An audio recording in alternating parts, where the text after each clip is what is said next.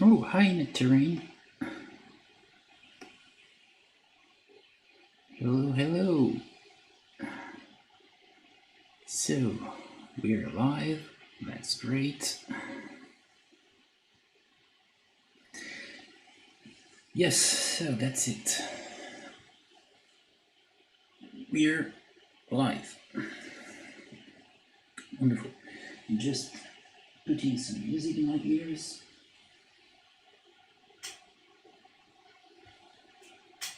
Some psytrance. Checking. Not too bad, not too late. So, the program for today. That miniature. It's Zeus and Periphas, the eagle, from Alexandros models. One of the best minis I've ever seen. It's a marvel. It's beautiful. I didn't truly plan to paint it, but since Joe Joe K, one of my very first viewer on my live streams, very cool guy, seems to be very interested in Zeus, so I just undercoat it. And if I have any problems, with some basic preparations, I just prepared it quite well, but maybe I will experience some issues. I could just rework it during the painting process. This would not be a big problem. So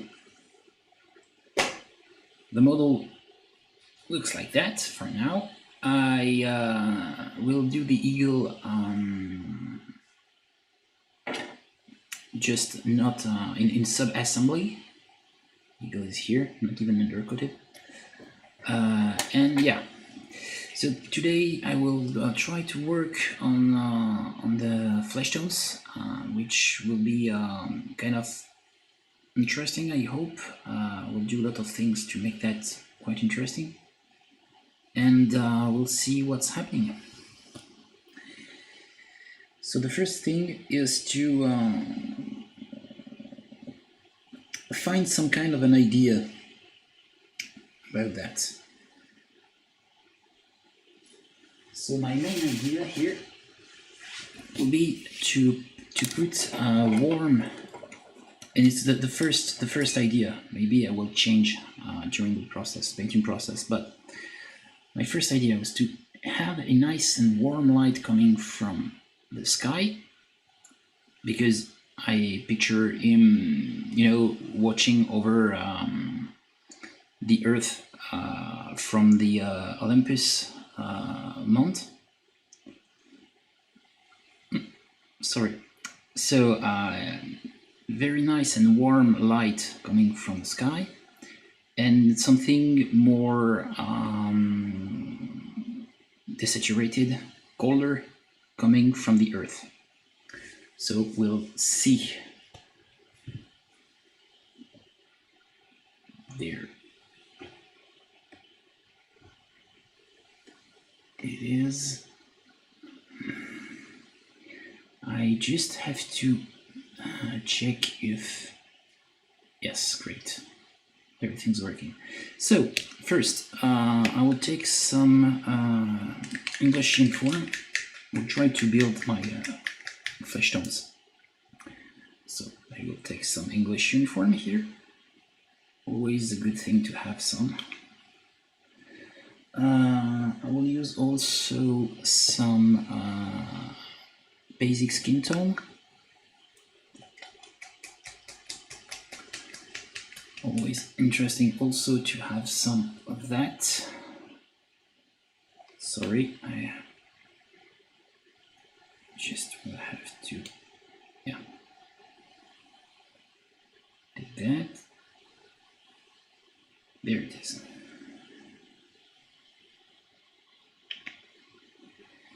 I will also use some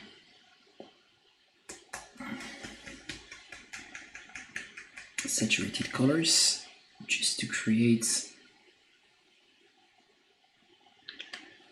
some nuances. I need also that. just so turquoise, dark sea blue,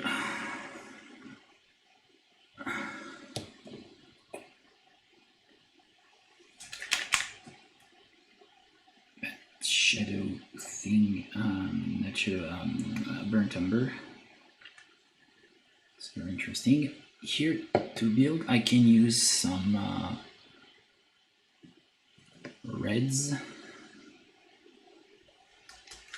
For example, some cadmiums, just to add some warmth to my figure here. So cadmium are slightly orangish on the orangish part of the spectrum. Very interesting because this will help me to create some very nice warm flesh tones, and I want to use some burnt red, not like that, not that, either. Where's my burnt red? Let's get over brown. Yeah, burnt red. So I'm sorry, this will take some time to create my flesh tone, specifically because it's a 75mm, so I have to use quite a lot of paint. I can use also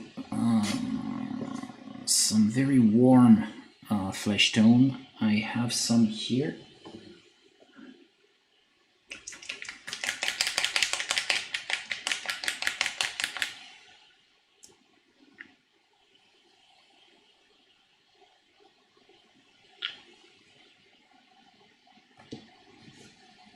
Okay, so let's go. I'll try to mix. I will create a base right here with that and my English uniform, which is very important. Sorry, I need to clean this muzzle. This muzzle there. Okay.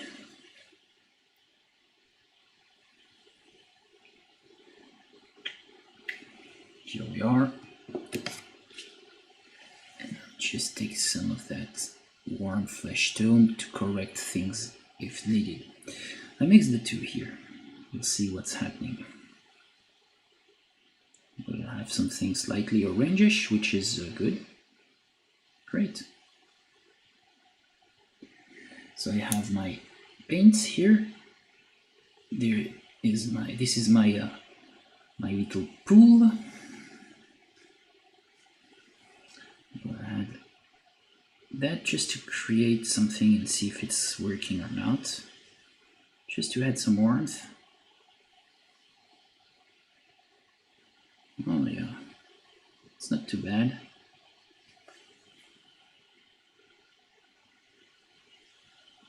Okay.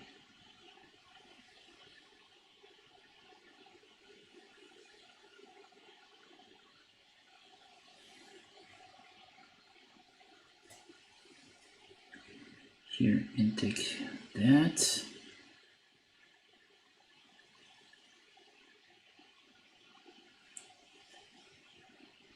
That.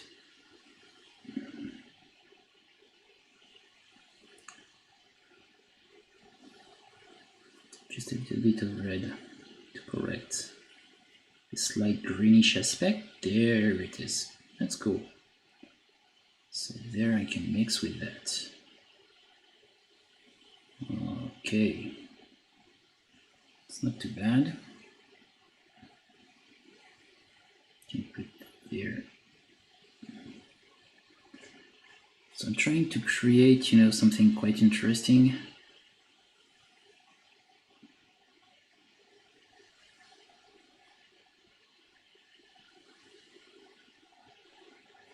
Here, and maybe if I am just trying to take that, I can just try to make a nice and color mix with my flesh tone here. Yeah.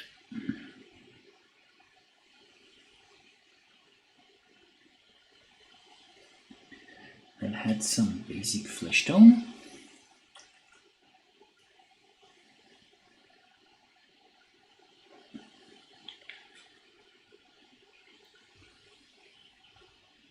Because I don't need to have something too cold, just a little colder.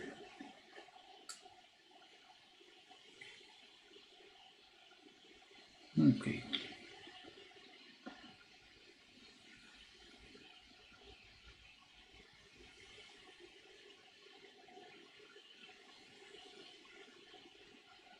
Great. Okay, now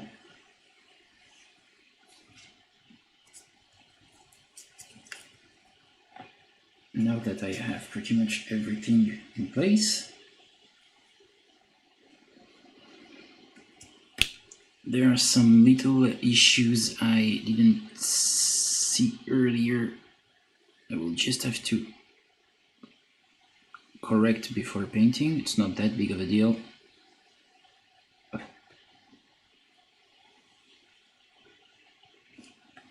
But I will just correct it right now. It's better to correct that early than late. So just try to remove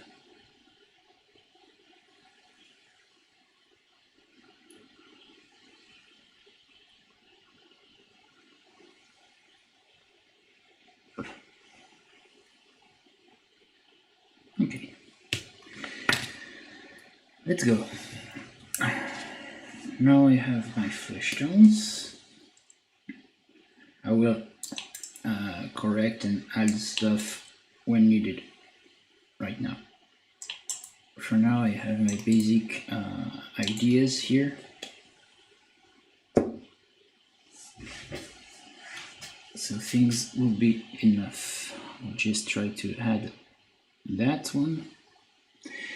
I will begin to work on a part not truly visible, just to test my mix, and I think it's good. So that's great. I'm just applying it very loosely, not taking care of anything, just, you know, putting paint and see what's happening. It's for the best. Like that.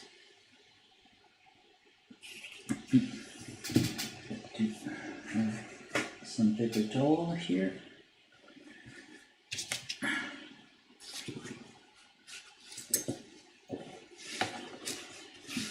proper paper towel just to clean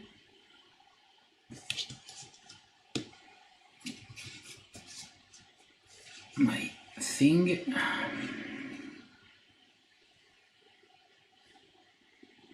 There it is. So now that I'm pretty much convinced by my mix, I'll just put some here on the arm and we'll move forward.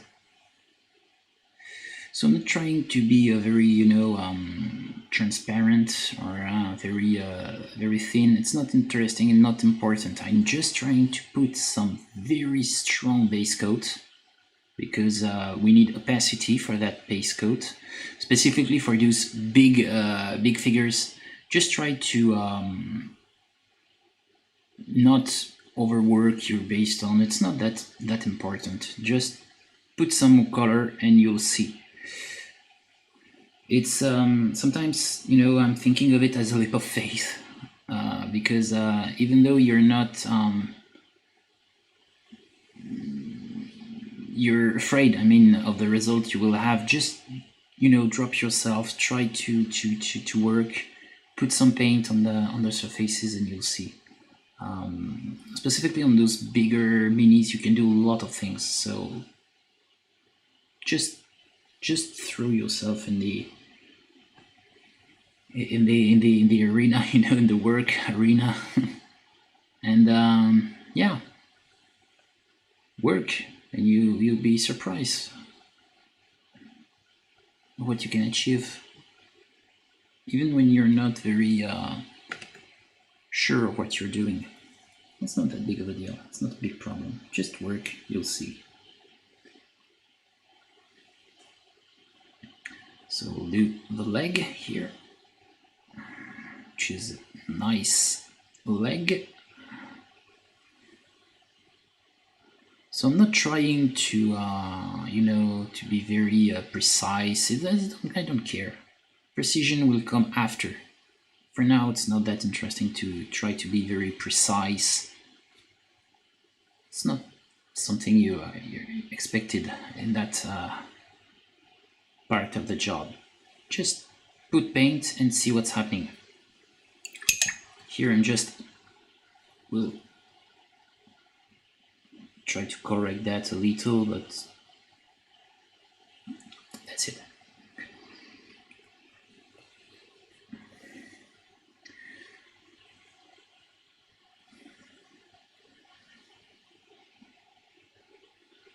Not very important. Put paint everywhere and we'll see. The back. Always trying to work the back before for now, because that's a great area to test things up, if they're working or not. So yeah.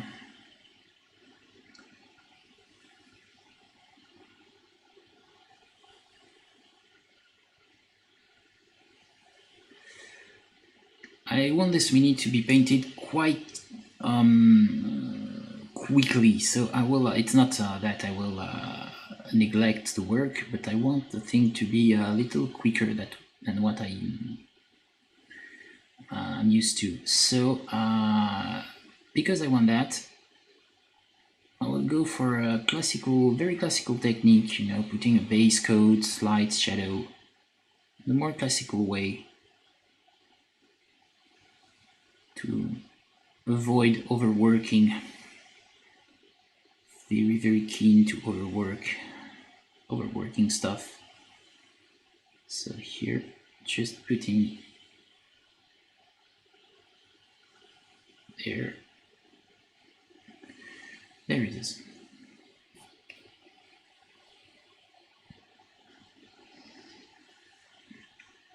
So yes, this figure is absolutely wonderful. It's a beautiful figure, very interesting one. Can do a lot of great things, but there are some little issues, of course. First, it's quite complicated. It's a model quite complicated. You can't, you know, just throw paint at it and expect it to be nice. You will have to work a lot to achieve some nice results, of course. And it's also quite difficult to prepare. This model is made out of pewter metal, so you will have a lot of work to do in order to achieve a nice and smooth surface to work on.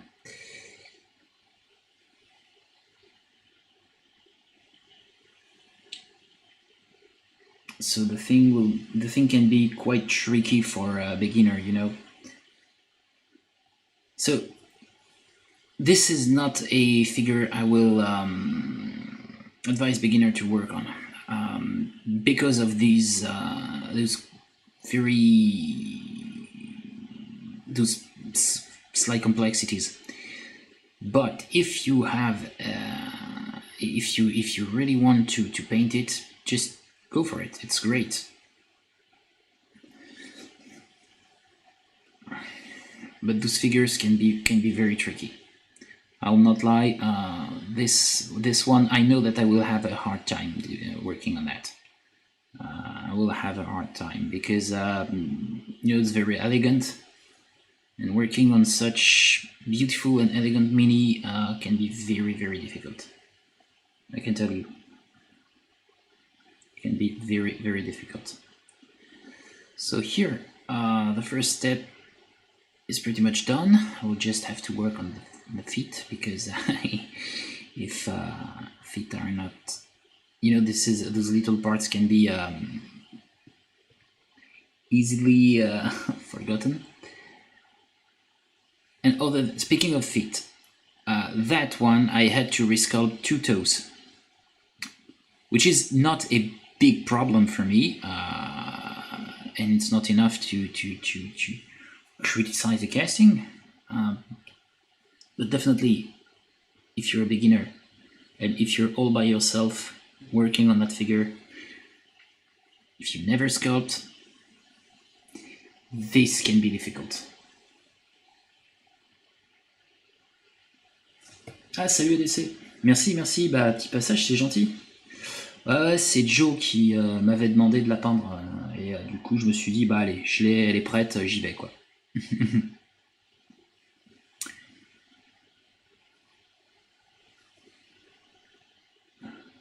So, those here. Mais ouais, ça va être un sacré morceau.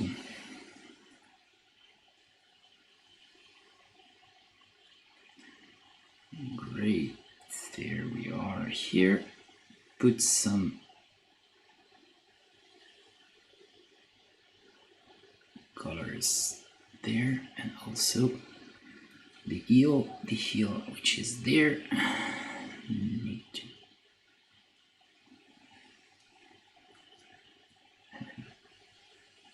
okay. Ah putain, ça pèse un âne mort ce truc. The thing that was heavy, like freaking dead donkey, which is also something you should consider when buying this type of figure. It's heavy. All of that is metal, and yeah, working with that can be very, very heavy.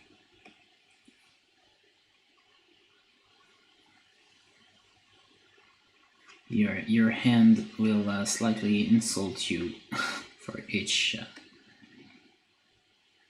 minute you will work on that type of figure.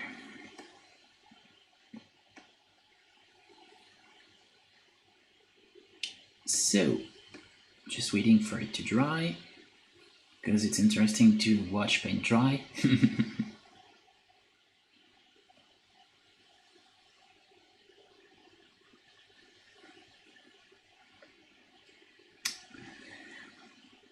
And we will be okay and up for a second layer.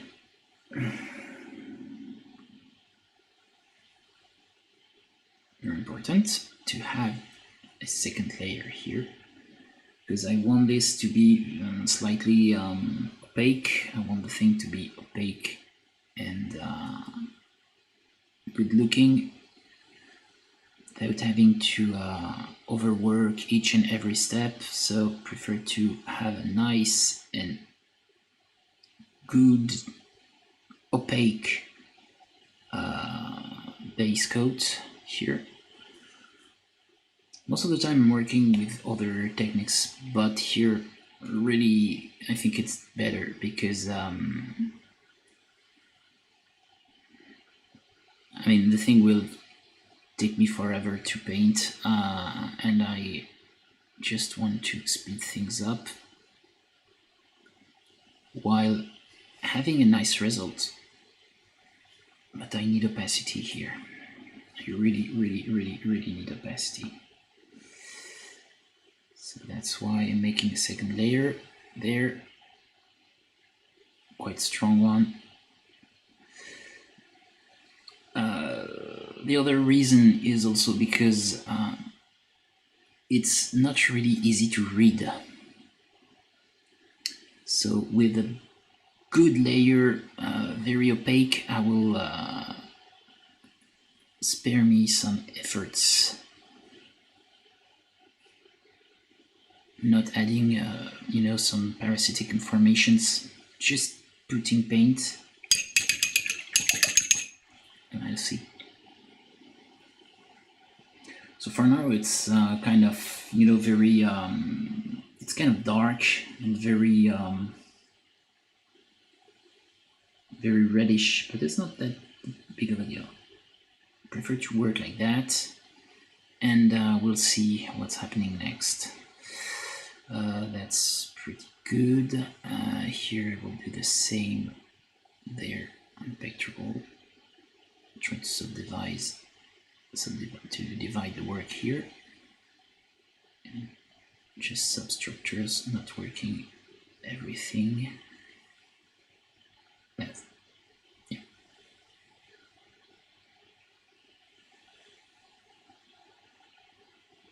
That's good.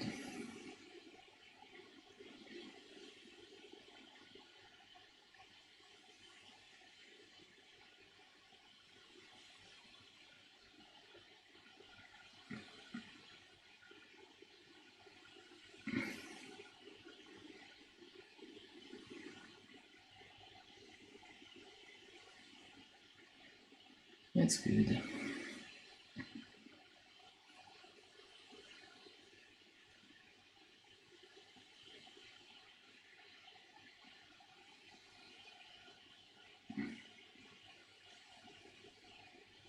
You can vary the, you know, the motion you're using to apply the paint in order to avoid too much visible brush strokes, but it's not that important. You can, but it's not that important. Since I'm working with slightly diluted paint, it's not extremely important to do that.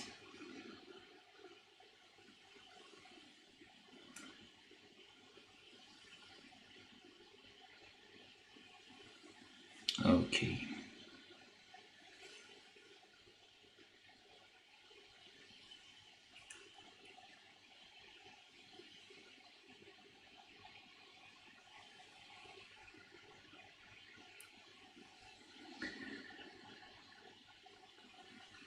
Okay, the end.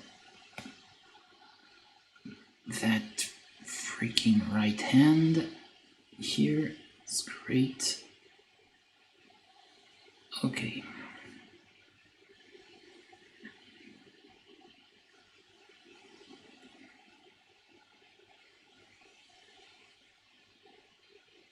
The leg too.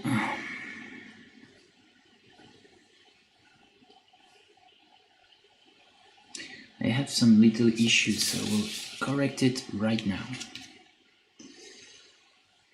You can't see it, I think, but me, I see them, and I'm not happy with that, so here it is. You can think, why didn't he, you know, correct it before beginning to paint? Because there are a lot of them, and I'm not seeing everything while preparing the mini. You know, the mini is made out of metal, so it can be quite shiny, and yeah, it's very difficult to read. So that's why I'm working right now like that and correcting things while painting. That's also why I have this tendency to always use some very hard primer. You know, primer drying like rubber, it's definitely of no use for me. I have no use for that. It's not okay for me to use that. Because here, just have to, you know, scratch things and correct. And that's it. That's corrected. So that's why I prefer to work with, you know, primers drying very hard, giving a nice and hard base coat.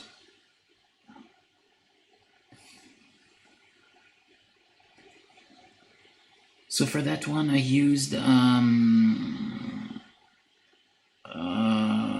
primer from Tamiya, which is the fine gray surface primer. It's great. It's one of the best. Quite pricey, but very good. I mean, the thing is pretty much perfect. So I prefer to use that one. I could have put some black undercoat or something from Games Workshop, which is working perfectly, but I like this one. So here we are. We have a nice and strong base coat. Just had a little bit here.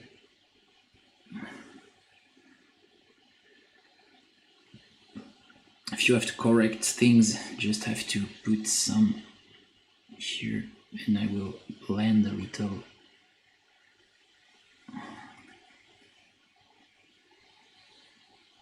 This new layer into the others, like just as if I was feathering, feathering a new value. Okay, that's it. So that's not too bad, I think. I will add a second layer on the face, and I will work on the other parts. So here, you shouldn't fear to put too much paint. It's not a big problem. You should definitely use a lot of paint to clog any detail here. I will not have this big problem. Just a little killing it on the eyes just to be sure, but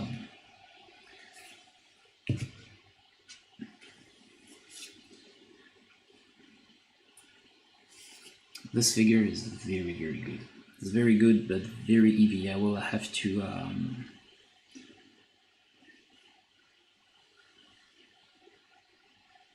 have some breaks from time to time, because yeah, this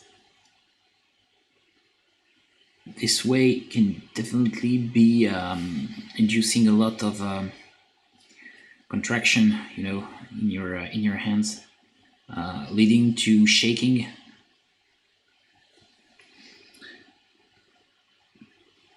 But my goodness, I love this figure. It's a beautiful one. It's a really beautiful figure. Here, just putting another layer on that triceps and just feather it a little. You can do the same here on that part there, and feather it. That's it.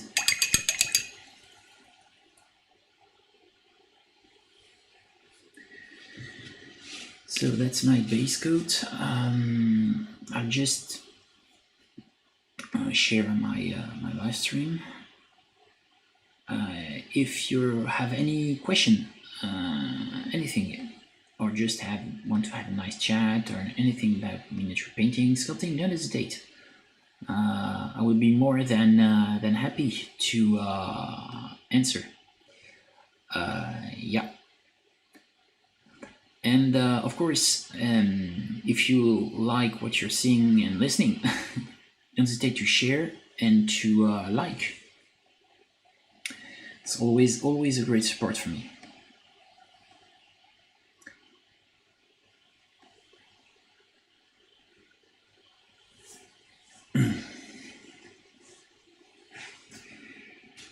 So here we are there.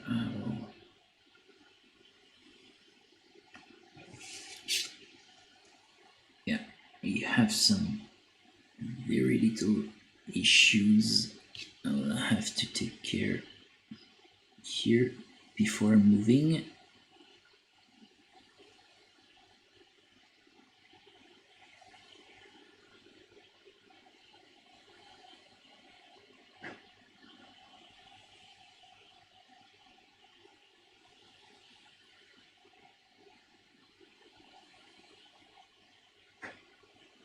That's it.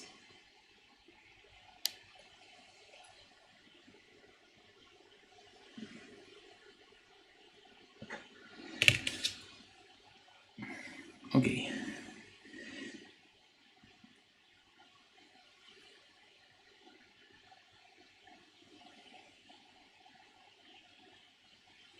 That's better.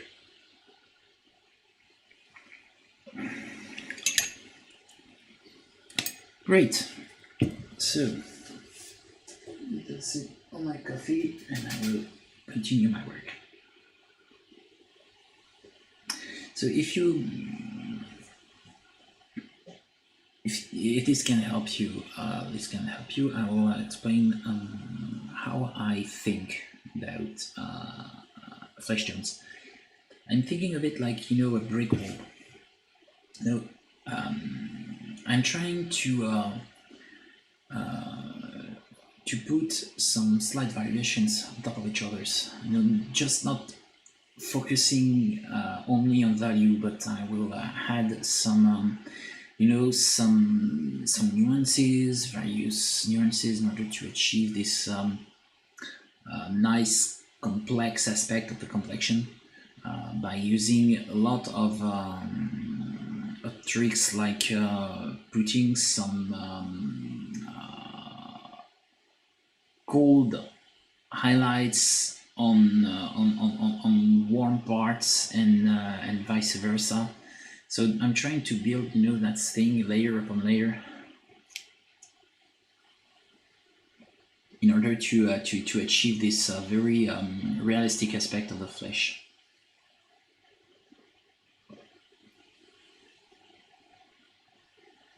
I'm doing it a lot even for 28 millimeters figures. So here on that 75, this almost 80 millimeters. This will be very hard and big work.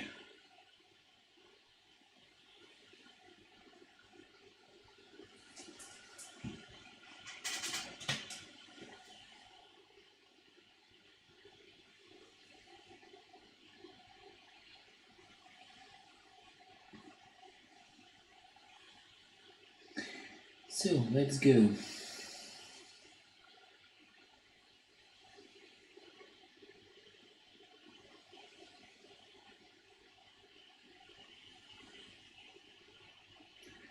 Let's go. Where is my little Series 7 brush?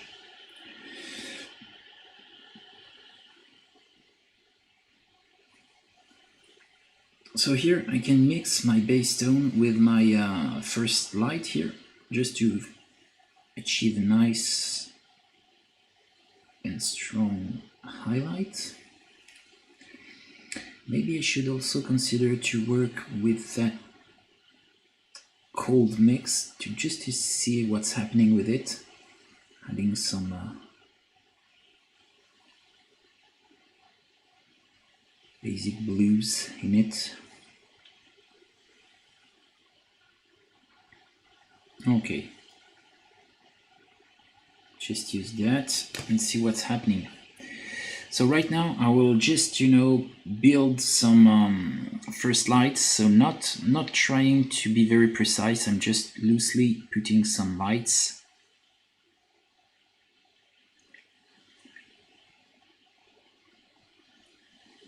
Just to see, as if I were, you know, working with my black and white technique.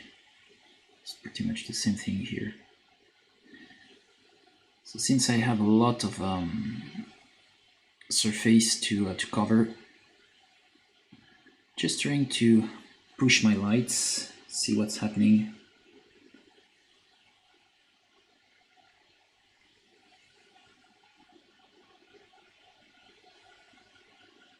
There it is.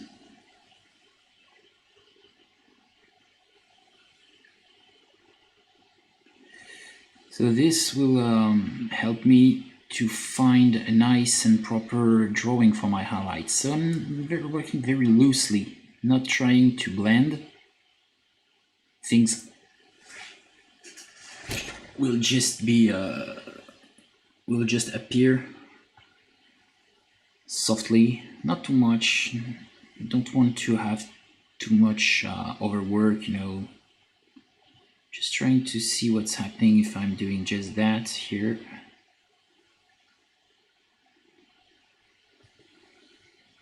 there. I know that I will put some emphasis on that little serrated muscle, great serratus.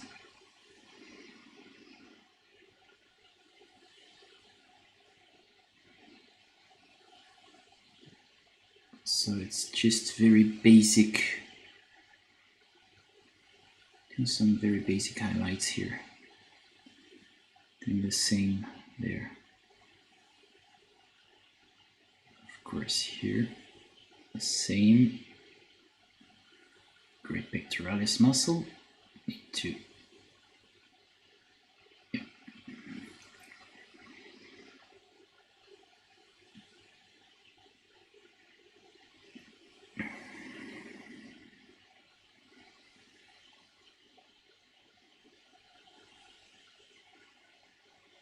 So this vein will be colder. I know that. I will put some nice and cold highlights on that. That's cool.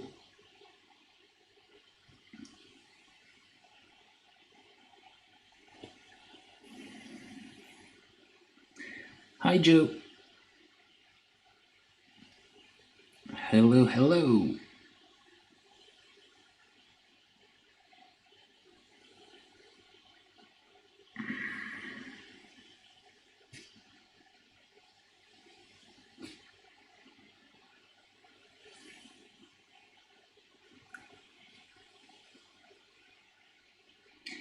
Okay, the back here. Just made a little mistake. That's not a problem. Okay.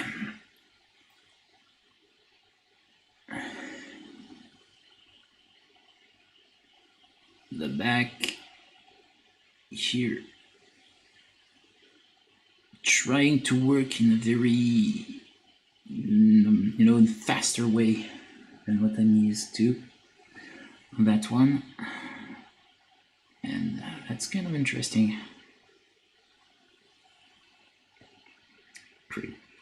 Crap. Yep. That's it.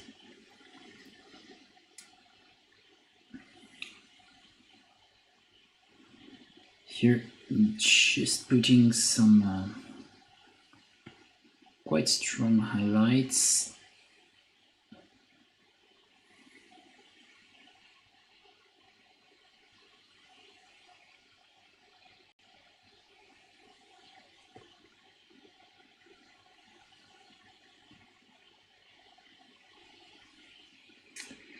Yep, mighty Zeus.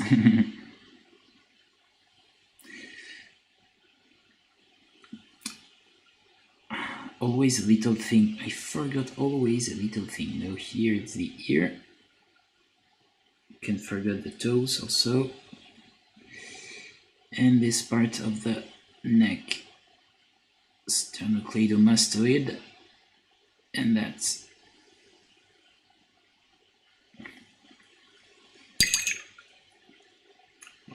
yeah.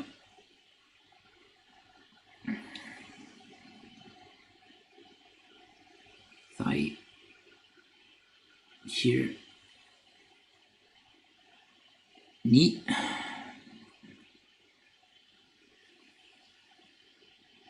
so yeah, I'm just adding some patches of colors and not focusing at all on the blending and trying to be very thin. I'm just focusing on the very sketchy thing.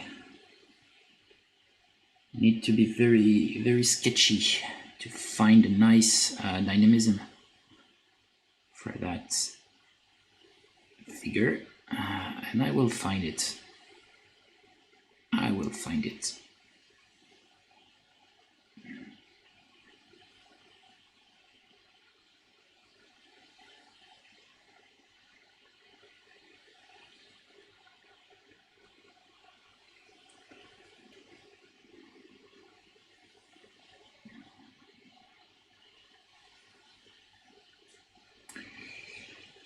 But it's a very, very interesting figure. Very, very interesting.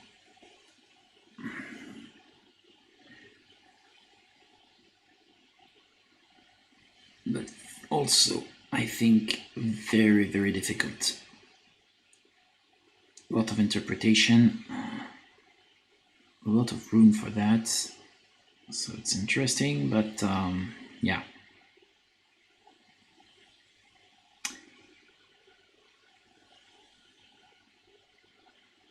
Not suitable for beginners, I think.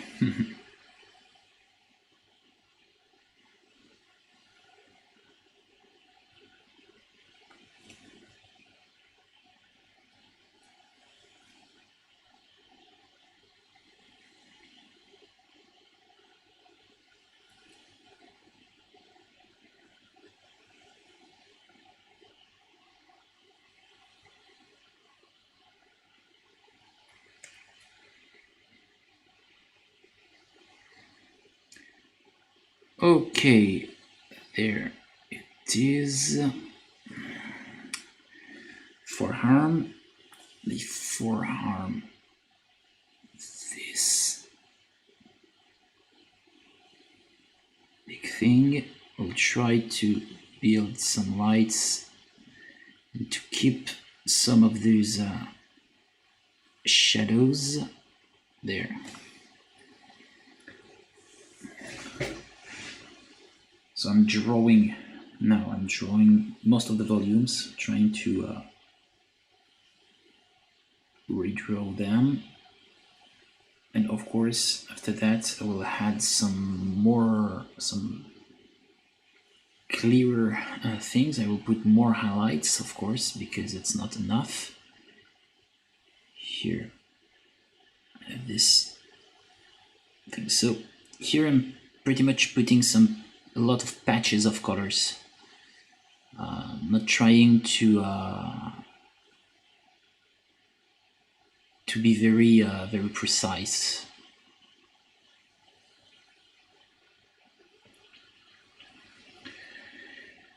Because if I'm trying to be precise right now, I will overwork the thing and will not be efficient at all. So for now, I'm putting some patches of colors everywhere, and we'll see.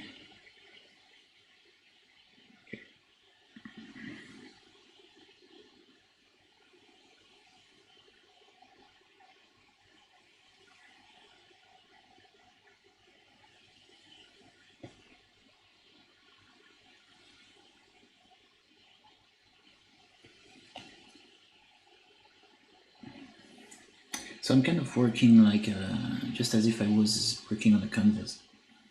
You know? On canvas, it's very common to put a lot of patches, of colors.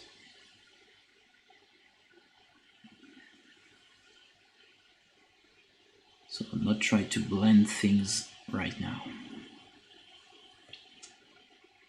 Okay, the toes. Just have here this part of the leg there.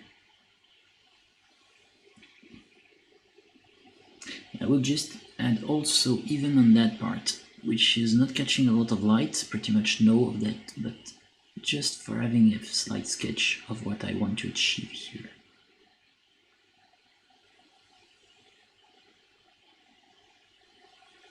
I'll correct that later. Yeah.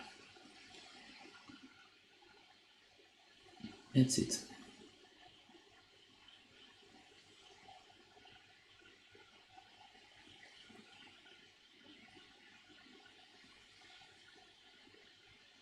Now I'll work more with very strong lights.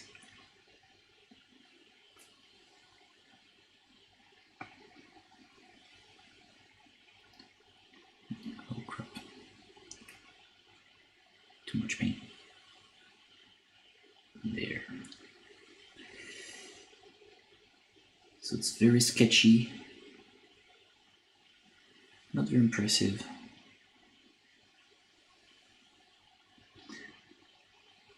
I used to do it with wet blending, wet blending technique, but no longer, because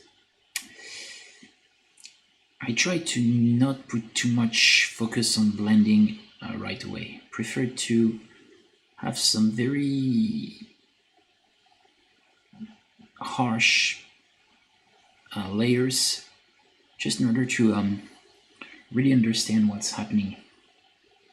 And I will refine things. This will be better for me, specifically on that type of figure, which is kind of complex, with a lot of volumes, a lot of very subtle things. So I really prefer to work quite harshly.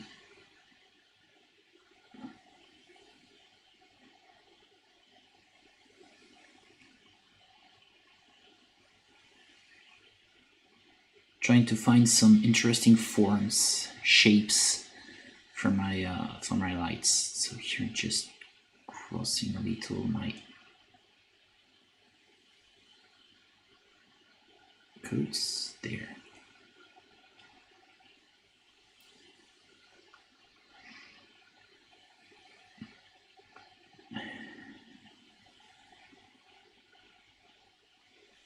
Okay, just here on the forehead.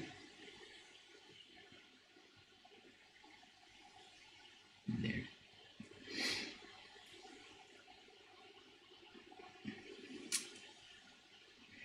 So we'll have to keep that sketchiness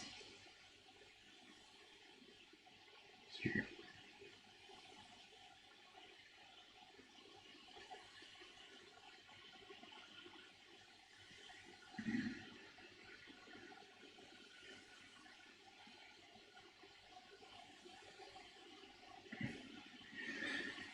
So it's very, very, very harsh, very sketchy, but fortunately,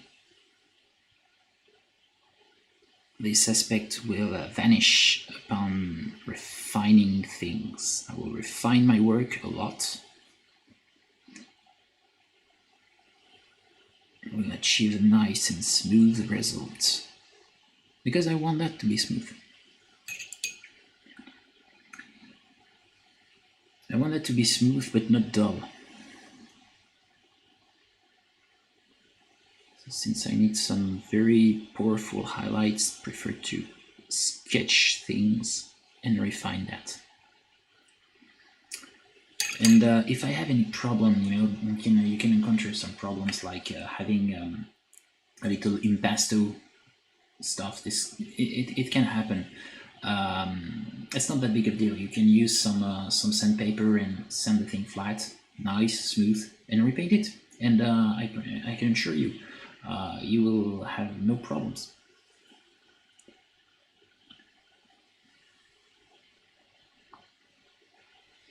If I'm working like that for that figure, is also because it's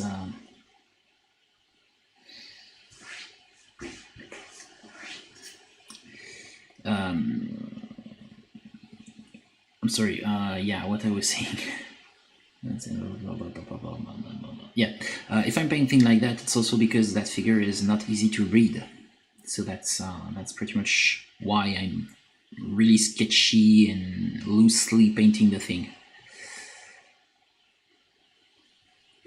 And when I say it's not easy to read or to understand, it's not a problem. The figure is wonderful. It's just because it's very subtle and very beautiful. That's why it's a little difficult to interpret, but it's definitely not a problem. You said, Joe, in painting there's always a stage where you're afraid that you messed up and then everything comes together. Yes. And this is something I encounter a lot in sculpting too. I don't know if you encounter that, but while sculpting, always thinking what I'm doing, it's just ugly as hell. What's that? And I heard that even a wonderful sculptor like Mark Newman sometimes is thinking like that.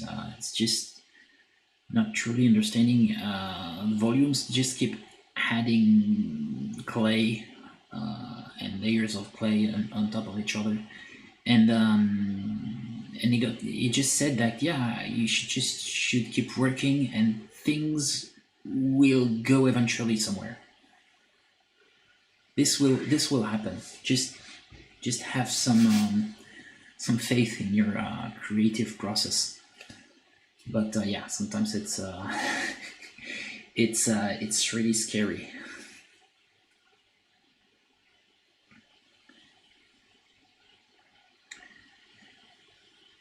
Definitely. And for painting, this sketchy part is something I always have this tendency, to curb. I'm curbing my sketches, which is a problem. That's why here I'm forcing myself to let things and not try to achieve some very nice coating, and no, just trying to put patches of colors, and we'll see. So here it's just my initial sketch. Here it is. We'll achieve a nice aspect there if I'm putting more of that color here, here, here.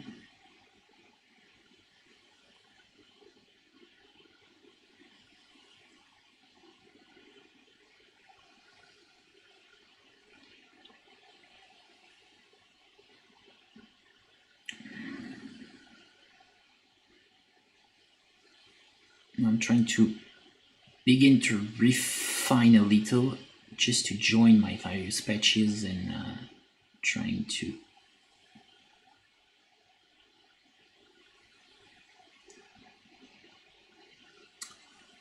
give some more interesting aspect on that.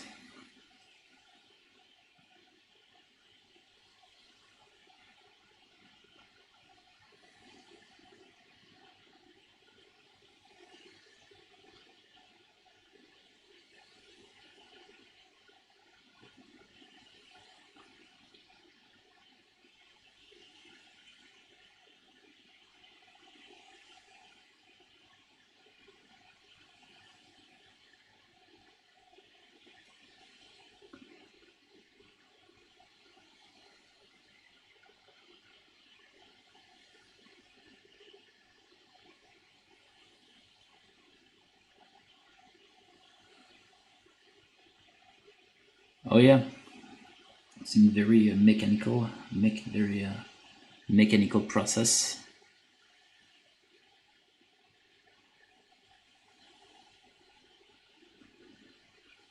Okay, that's it.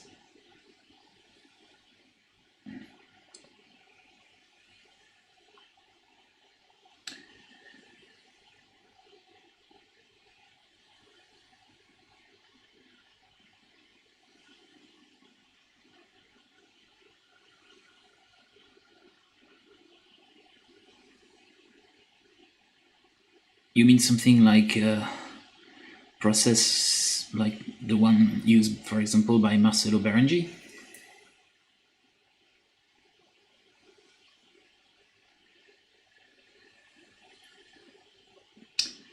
Okay, I will try to add some colder parts just to see what's happening. I'm trying to use some colder hues there. I'm just trying to see what's happening.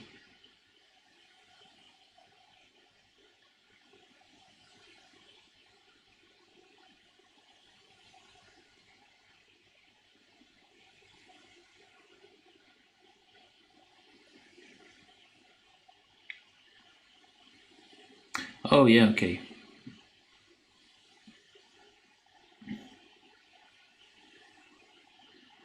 It can be interesting.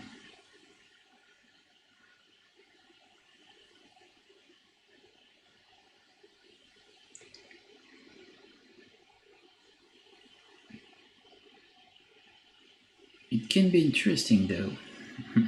Definitely. Yeah. Just add some. So here I'm just trying to add some color things. So that part here.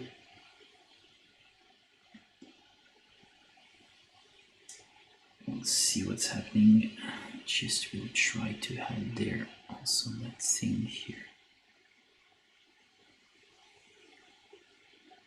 Trying to see if it's working or not.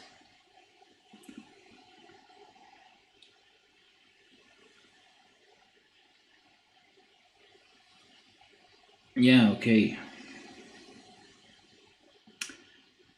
I see. I see.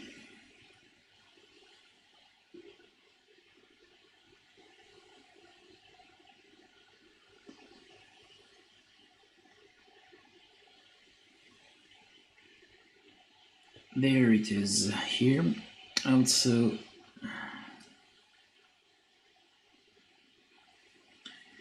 now that there, I will use that on the toes too. That's it. Very sketchy. Oh, okay. Can be interesting. Should try that. I'll try. It can be an interesting exercise. Definitely will look forward to do that. To see.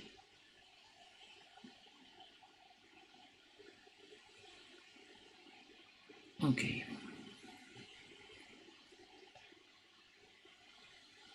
Okay.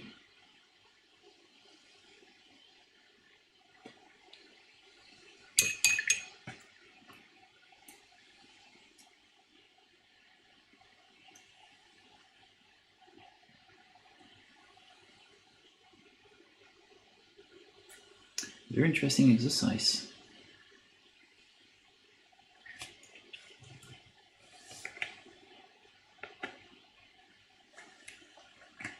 I'll just try to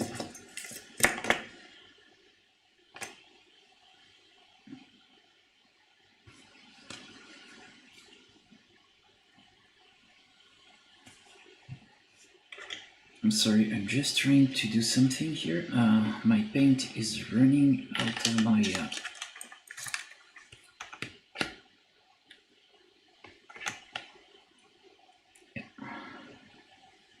running out of my palette, and I don't want that to happen. Okay, so now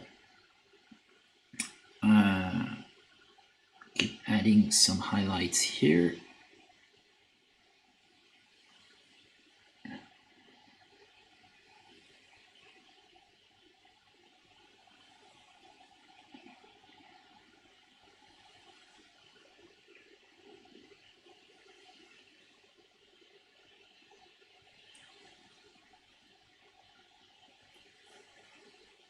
Oh yeah. But the thing can be quite interesting for me because this can help me to work a little more on my, my forms, my shapes for highlights and shadows. So definitely this is something I will consider to work on. Never made that exercise, so it can be interesting. And here things are beginning to be blended into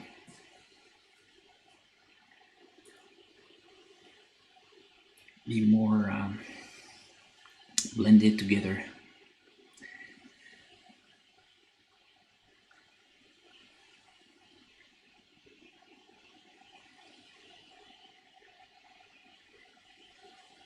Here I'm just catching a very strong and cool highlight caused by the overall albedo, light bouncing. Do pretty much the same thing here. under the arm. So I have to work in a very strange way, but kind of 2D-ish.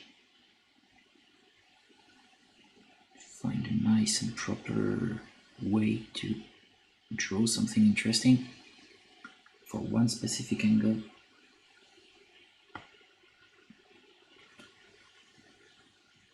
Oh yeah, you use gouache for that exercise.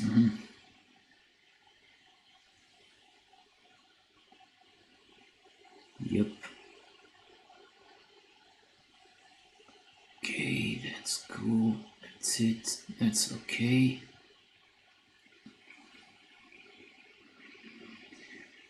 Now, do the same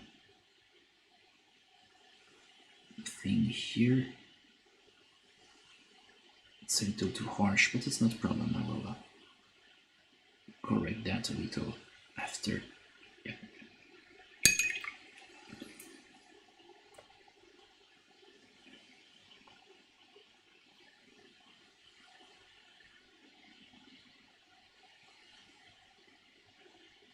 Same there.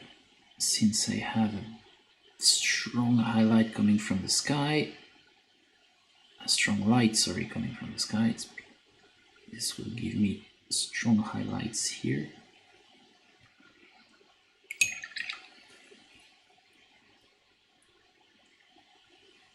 Oh, okay. Yeah.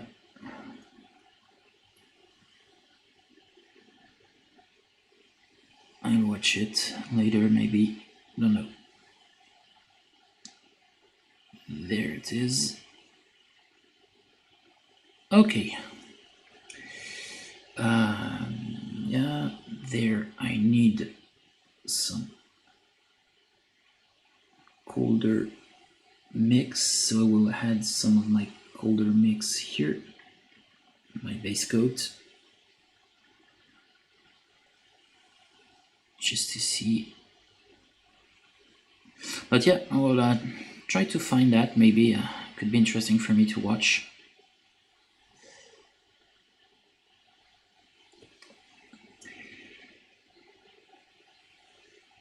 Okay, great. Same thing here. That part there. That's it. Closing. Yeah. That's it. And now I'll put some highlights, more highlights here.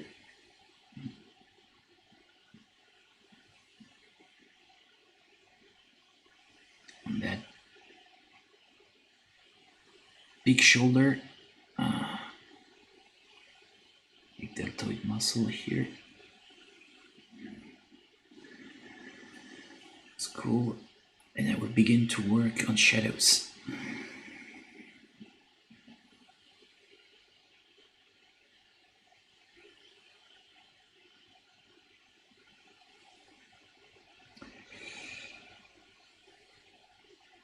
It's been a while since I've watched a painting video.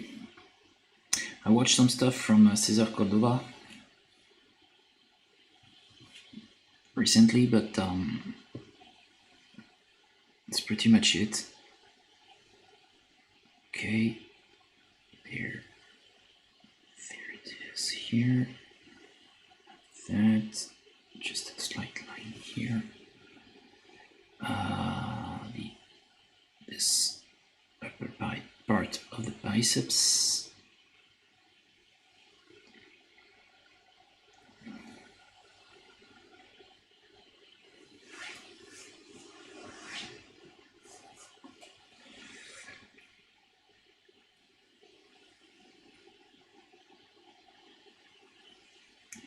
Here, since I don't really know how to interpret it, I will just try to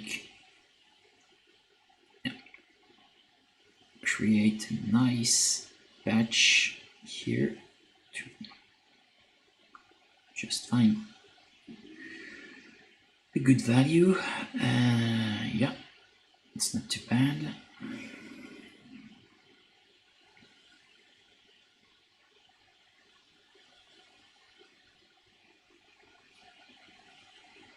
Same goes on my hand here.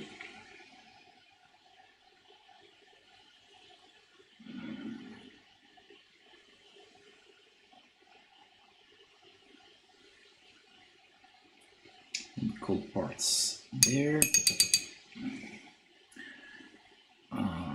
Yeah, needs some work done. Crap. Here.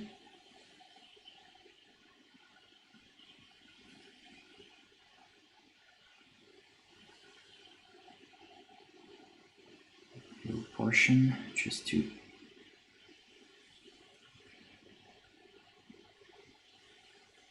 find something nice. Okay.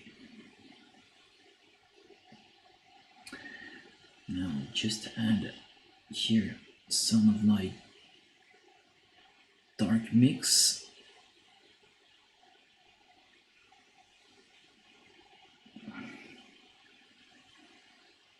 That will apply loosely on parts that are not touched by the light at all. This.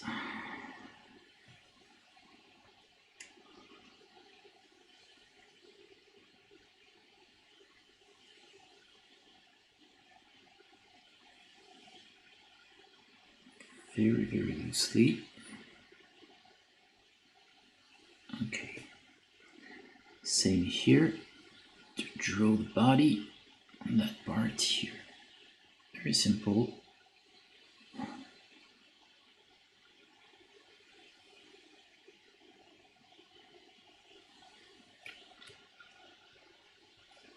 Okay.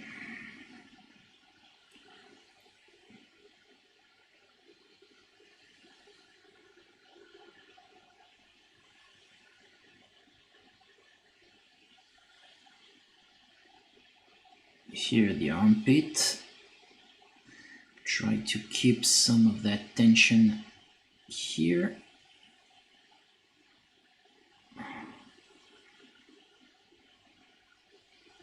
So we'll see what's happening. Just putting some shadows just a little bit here.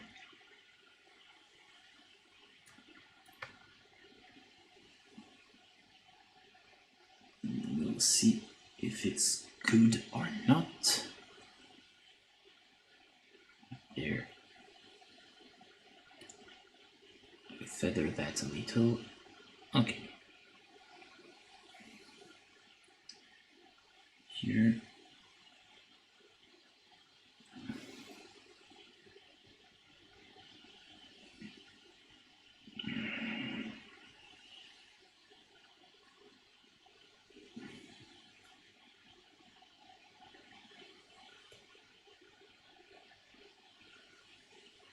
Good.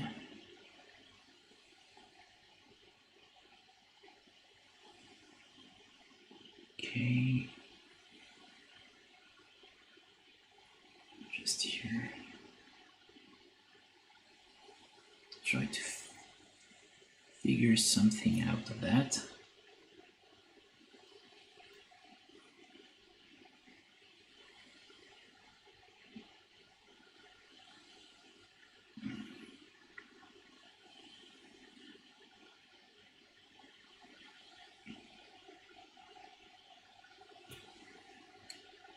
Okay, feather the thing.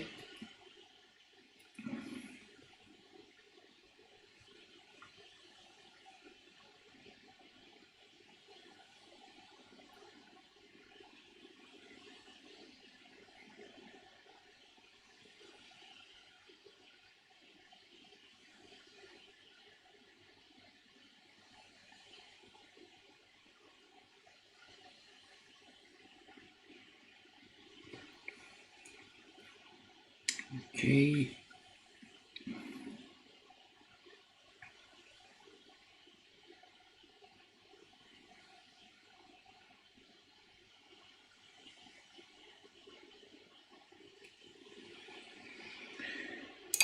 Okay, Now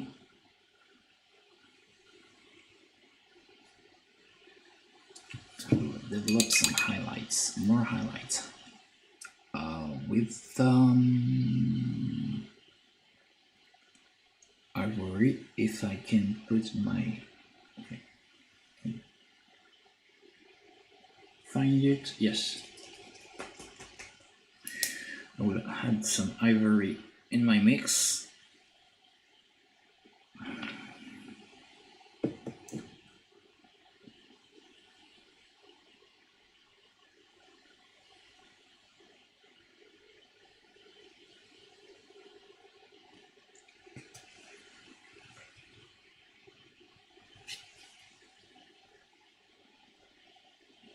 Now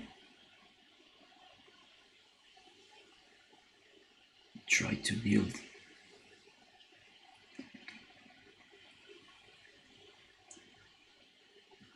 with the last bits of information here on that surfaces to understand where I want to drive viewers' attention.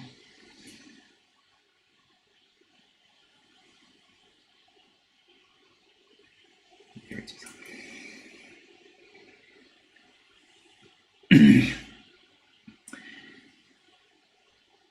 And after that, I will begin to blend things a little.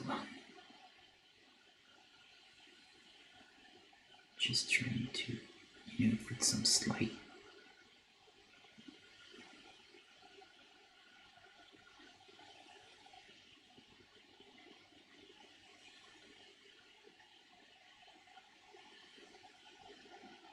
big highlights, but with some, randomness, find some nice ideas.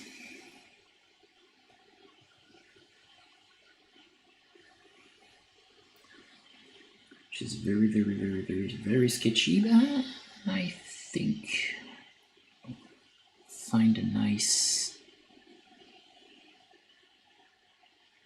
and proper idea here. Just don't want to have too much paint here. Yeah.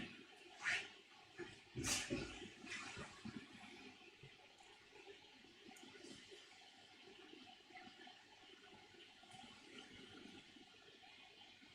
same there.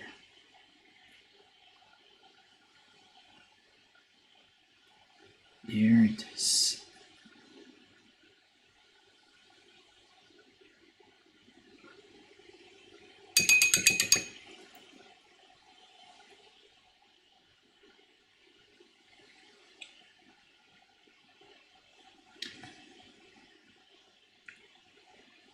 It's really very, very frightening, this step.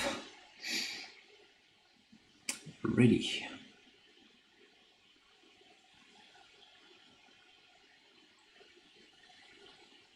But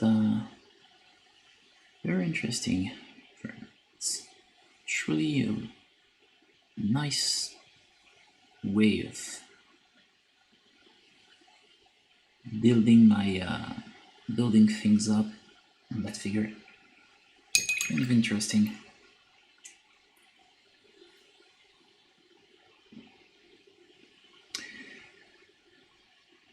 Here I just will try to add a little more of these midtones.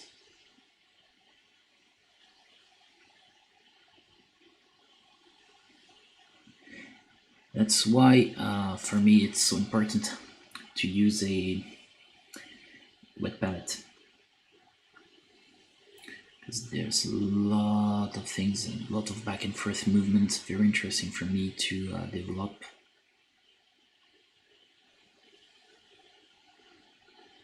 Definitely it's very interesting for me. There it is. And there we are.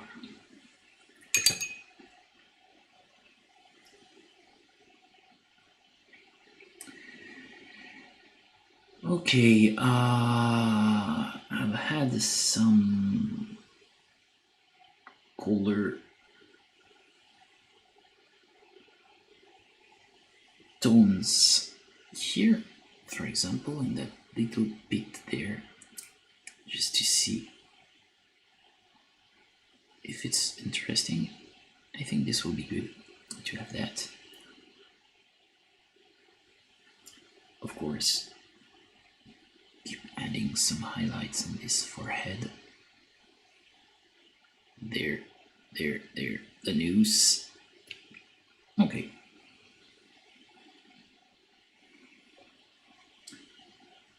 Basic idea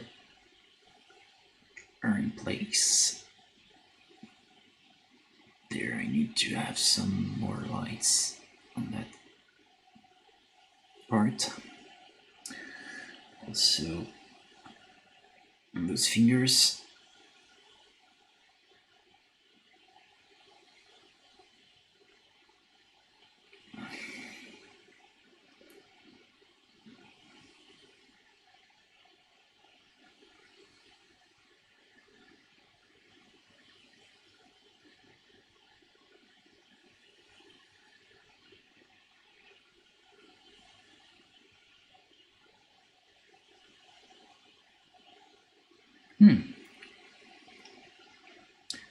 For now, it's there is too much drawing. Things are too harsh, so we'll try to build some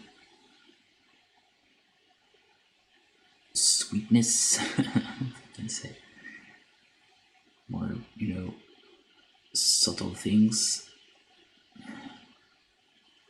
here. Also there.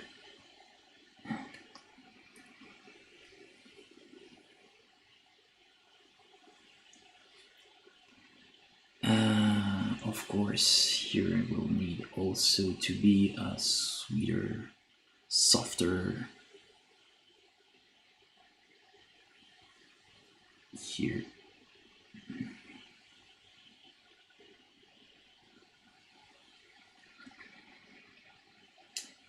Softer, sweeter. There it is. And now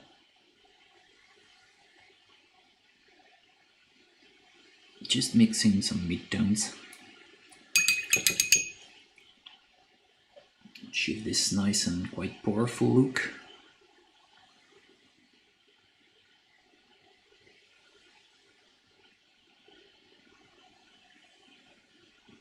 There we are. Okay.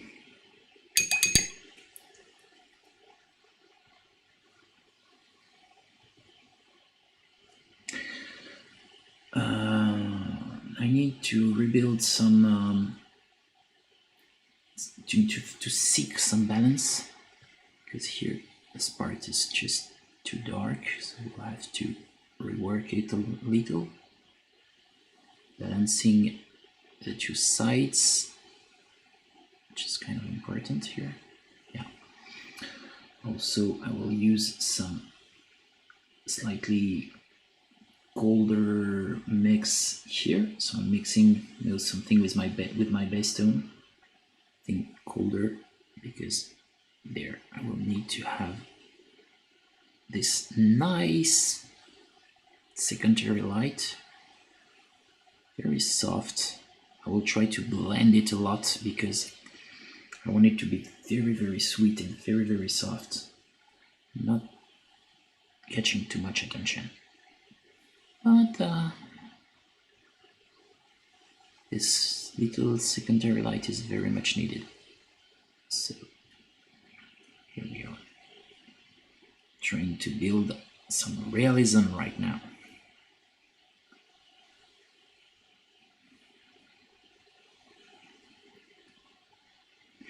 Yeah, pretty much everyone's doing that. It's always very difficult to work, everything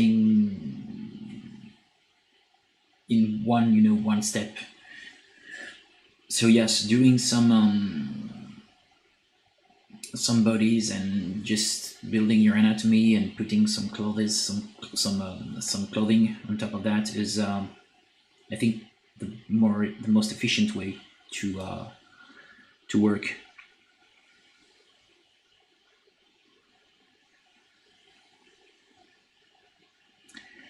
Okay, now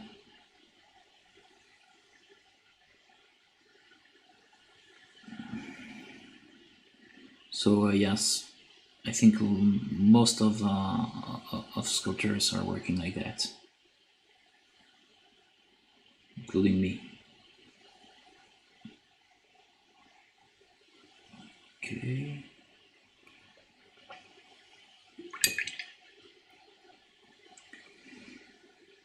It's very interesting to work on bodies, and if you're working on several bodies at one time, it's very interesting. It's a very good exercise.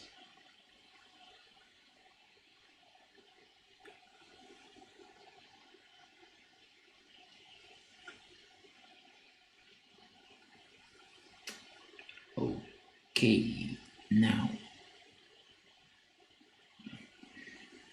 So now trying to add some, some details. Trying to give everything its proper place.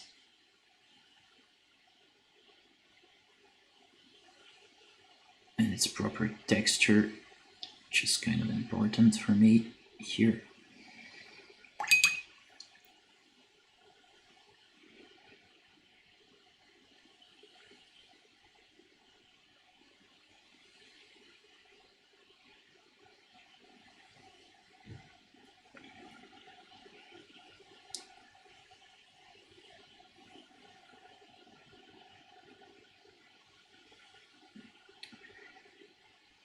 Okay, other one here.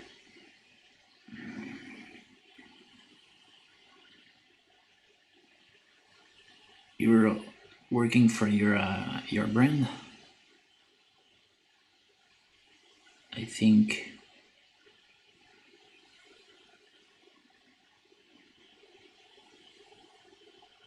Okay.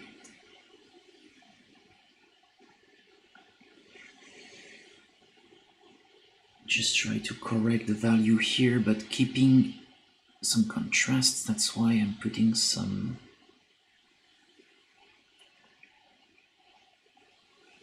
little bluish thing.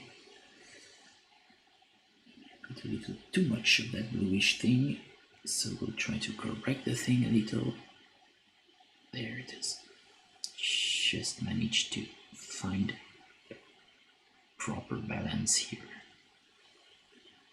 We can do it here. Yeah, that's good.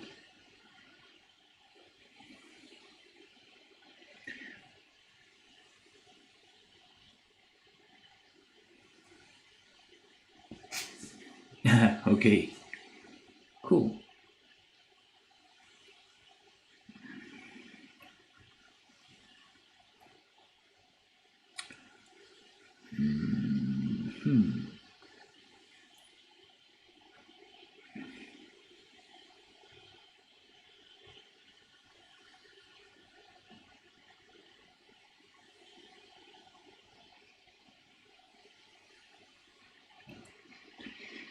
Great.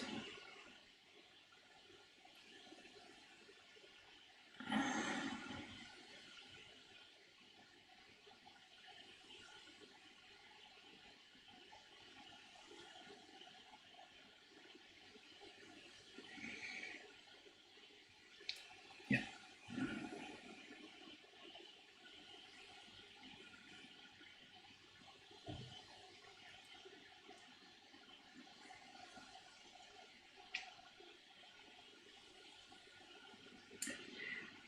Found something not too bad, I think. I will just try to build here a very desaturated kind of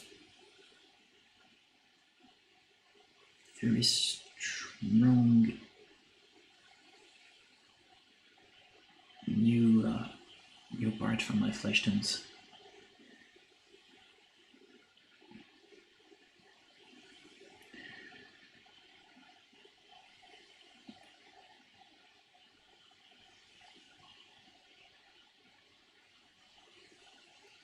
Okay.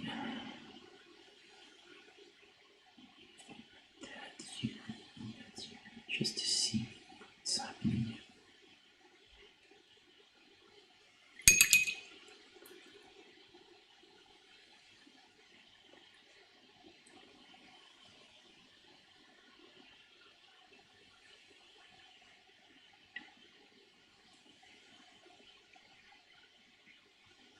There I am.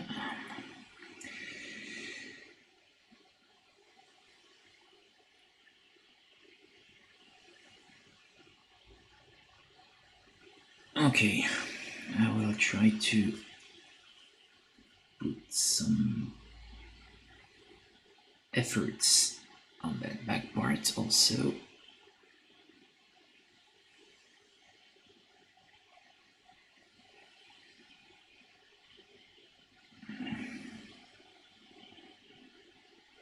It's gonna be interesting to have this.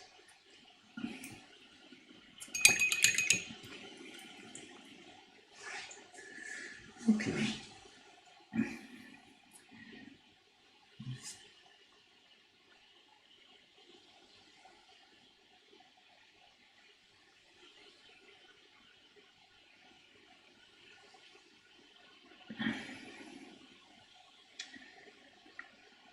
Okay, now pretty much the same here on that triceps here. It's good. There.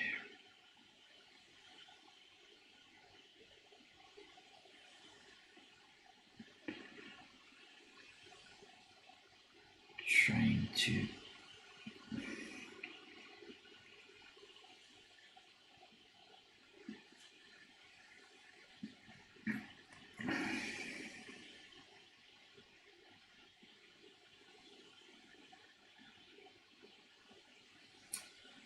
build the things a little more, and I will add some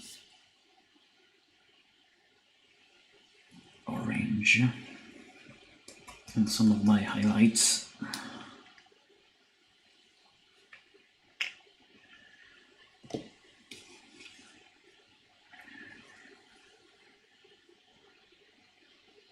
Just see what's happening if I'm using that here, and try to build a slightly orangish flesh tone.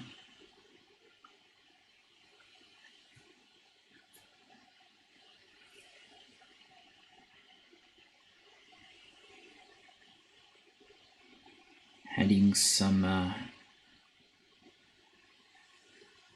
hues, some warmth. We'll see if it's interesting or not.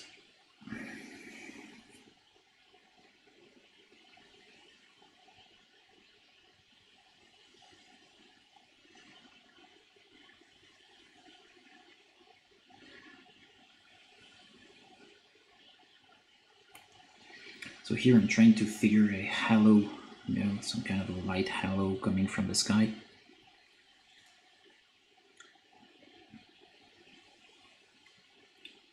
And I want this orangish aspect just on some parts. Not everywhere, but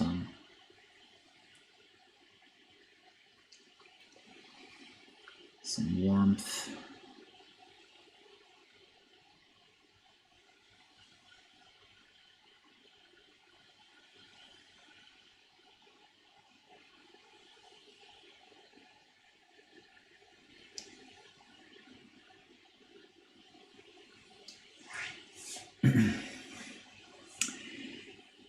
Okay, just some warmth just before the last highlight. I think it can be interesting to have this little twist of warmth.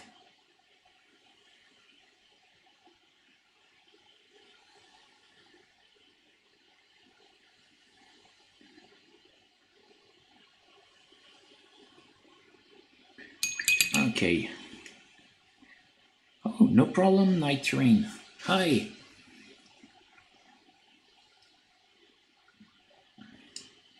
welcome on board. Today it's sketchy flesh tones.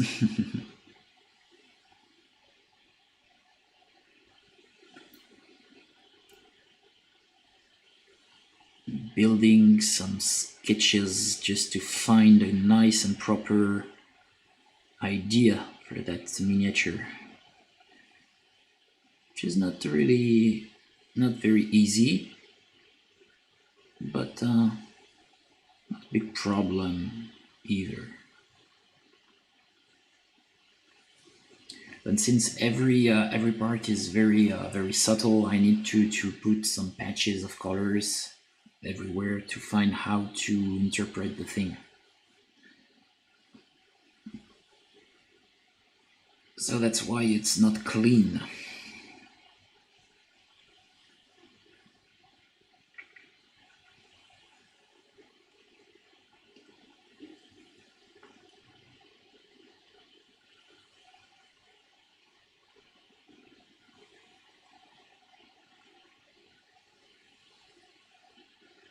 It's very sketchy, very loose.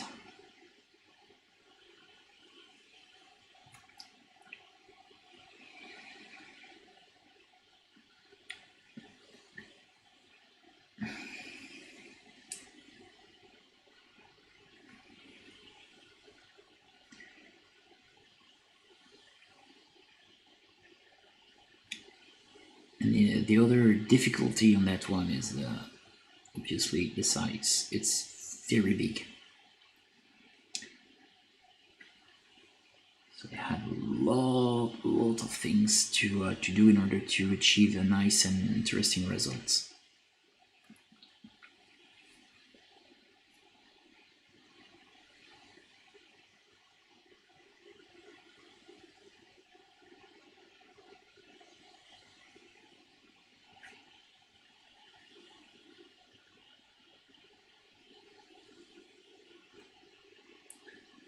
Here, I'm pretty much trying to create a lot of midtones to blend things.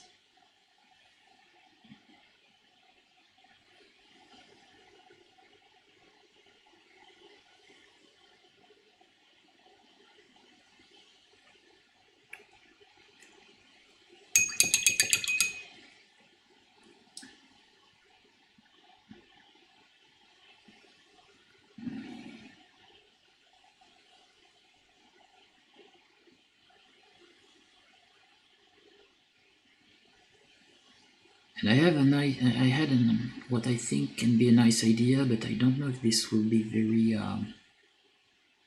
interesting. You know, sometimes ideas can be nice in your head, but not very good on the mini.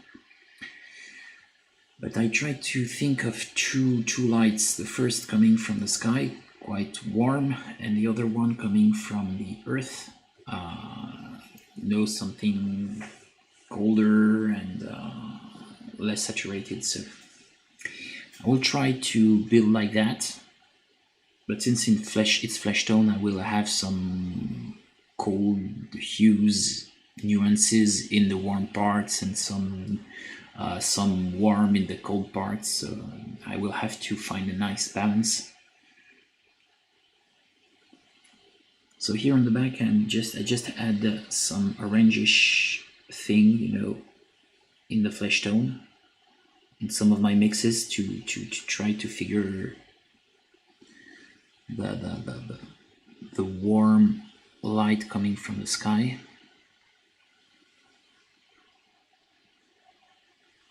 I mean, it's the sun, but I'm trying to to have this very nice and warm light.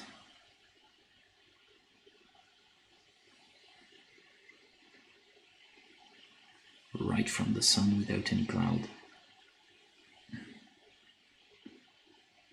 So trying to achieve nice thing like that just before last twist with maybe slight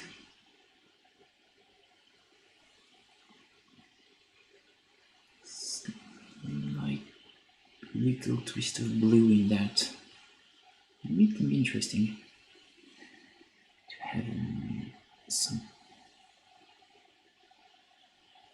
colder highlights, final highlights, just to put an emphasis on the warm halo.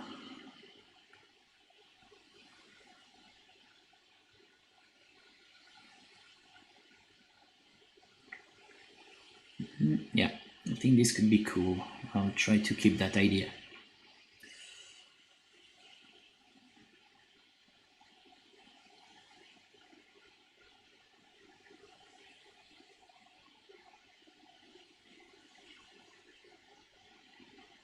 Here I'm trying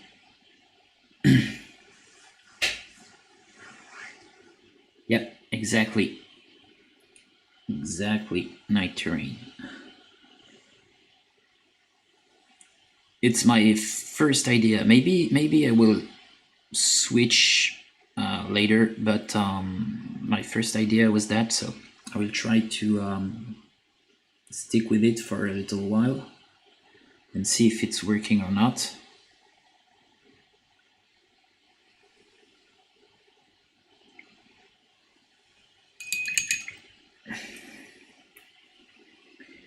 So this can be a tricky one, but maybe this will work well. I hope. It's more wishful thinking than any other thing.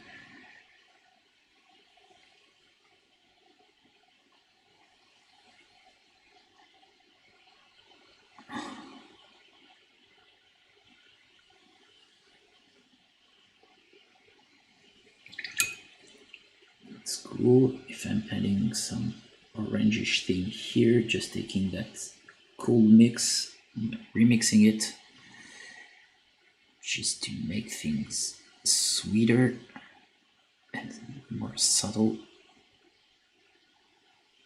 There.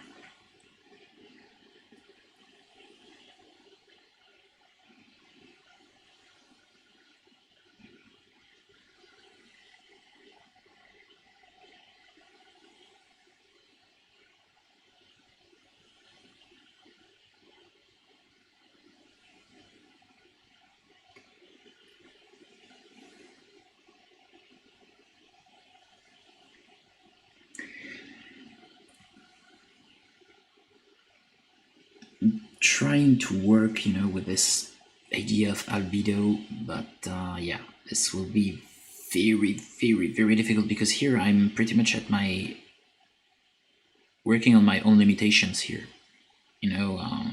Trying to develop a lot of things.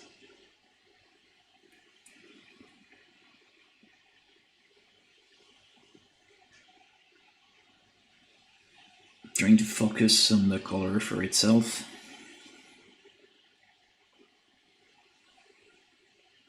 Oh, thank you. And sometimes it's quite difficult for me to to also see it. I need to move a lot, and sometimes, if you're I heard some people saying yes, but when you're putting a lot of these contrasts, it's sometimes it's dirty when you're watching from underneath. Yeah, because you're basically forcing true light on drawn shadows, on the shadow you drew. So yeah, that's why it's appeared to be quite dirty and not very good looking.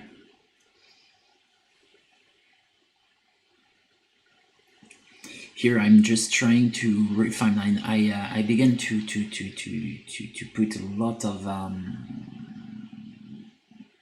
various layers just to achieve a nice sketch, and now I'm trying to refine it to add some nuances and find something nice, just to see if it's if my ideas are working. So it's kind of dirty.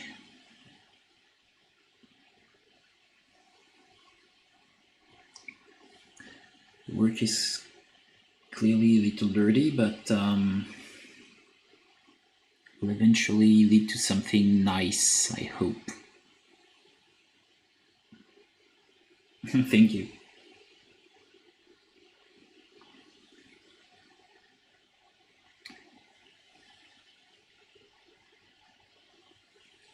And here it's also some kind of a speed exercise. Not that I'm truly speeding my process, but I'm trying to be more efficient. That's also why I'm trying to work a lot on that sketchiness. You know, to find some ideas, to make a lot of mistakes I will correct. Like that, you know, this deltoid muscle is far too much.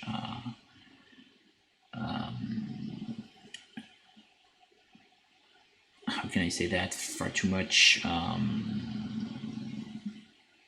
The shadows are not subtle enough, I will say. I have to say. So that's why I'm trying to put some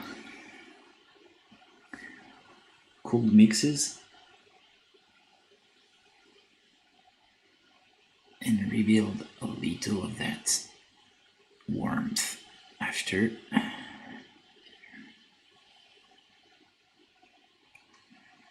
There it is.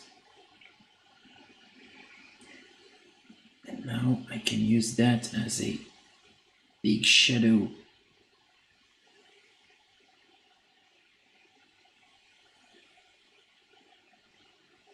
Here.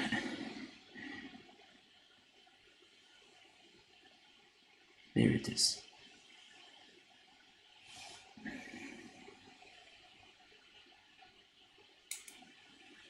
Okay, and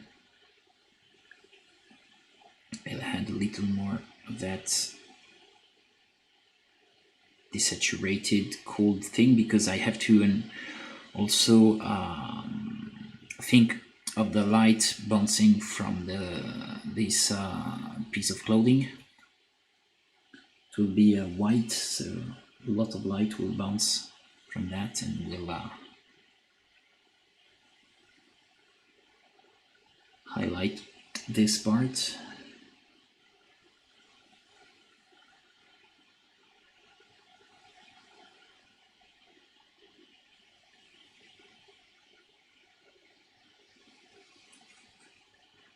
Also some slightly different coming from here, because since the guy is white, also I will have to you know, you will have to draw some light because there are lights bouncing there. So I'm trying to use that as a tool for showing more volumes.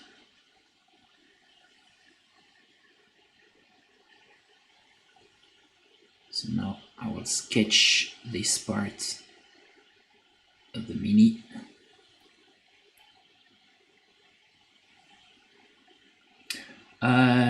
Base layer, yes, not wash. Just put you didn't miss a lot of things.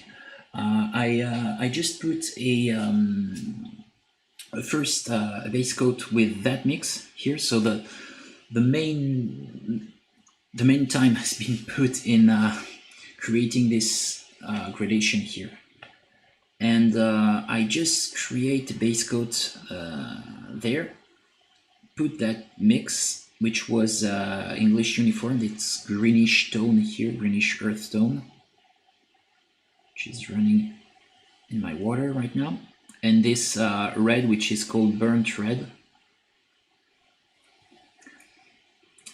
Those two, and that flesh tone, it's some kind of a bronze flesh from Vallejo. And I created this one. First I mixed here my two colors. After that I had this, creating this little nuance here. I used some of this burnt umber and dark sea blue mixed together to achieve this very strong shadow here. And now I'm remixing a lot of things using some turquoise in some of my lights, using this shadow but relighting it with some basic flesh tone to find some, you know, there's a lot of these nuances, very subtle, very subtle to achieve a realistic look and to find some dynamism.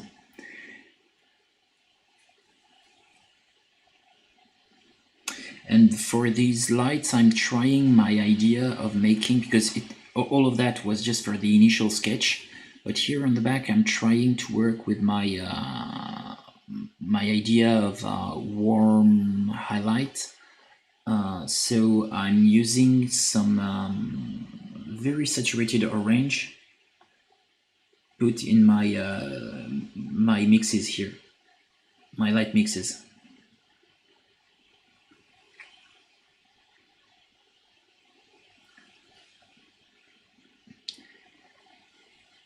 So that's it. And the thing is with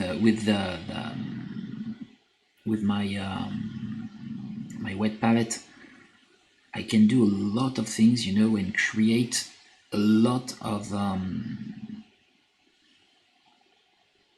mixes, because everything can be blended. I just have to mix it on the palette and correct the thing. Oh, glad you like it. So here I'm, for example, I can take this cold part here, I can just remix it here, right in the thing, and just blend a little there and correct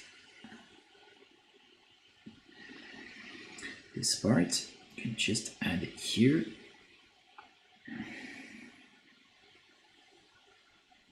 More of that orangish tone.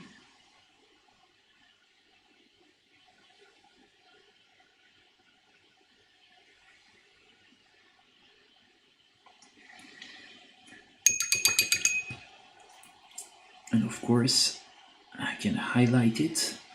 And for the last highlight, one thing I'm doing a lot is to put a little bit of blue, even though I'm in my warm part, but I'm putting just a little bit of blue to achieve a little colder result. And the thing is that this will make this orangish flesh tone pop a little more. That's why I'm putting some blue in my final highlights.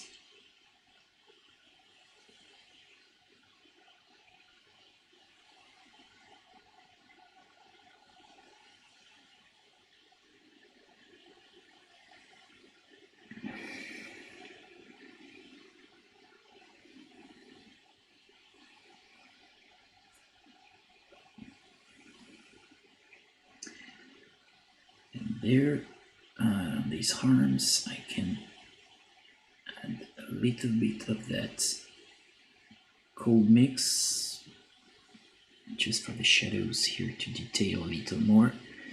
So here I am basically highlighting my shadows because everything here, I'm just trying to find a nice and proper aspect for the skin tone. So when I have too much shadows, I'm re-highlighting those shadows, but with something, you know, using some warm, cold contrast to keep some sense of the volumes here.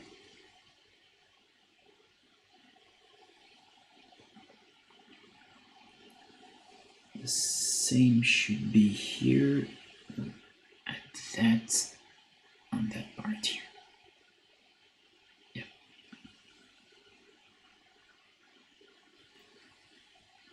There it is. You can feather it a little. It's not an obligation, but since now I'm trying to be more subtle, and feather it a little here. there. Try to add something, a little something.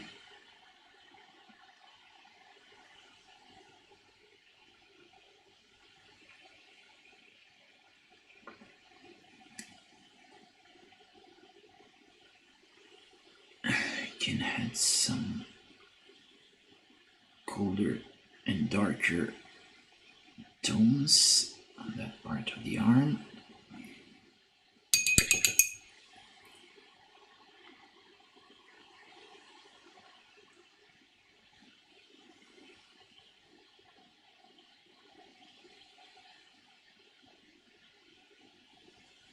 And here I am here. It's cool. The same goes here. Okay.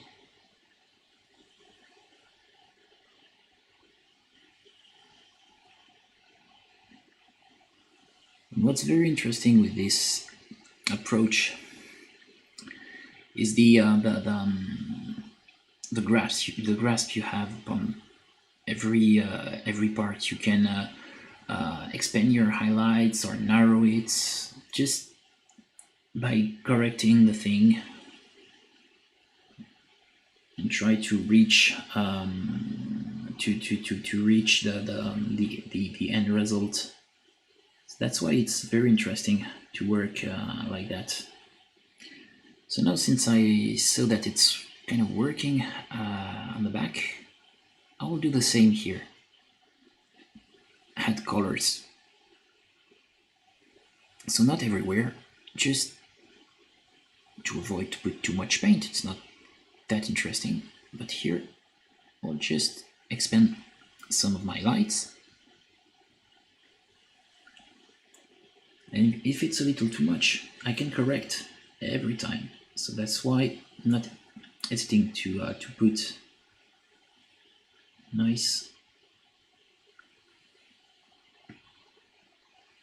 and good orange,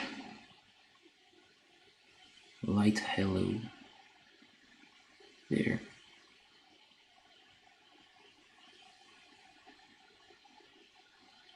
There it is.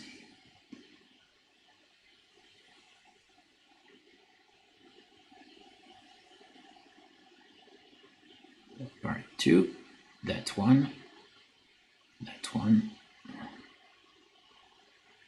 less here,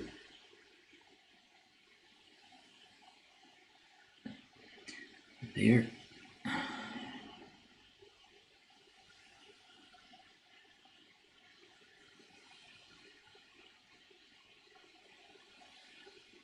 and the forearm, over here, there anymore.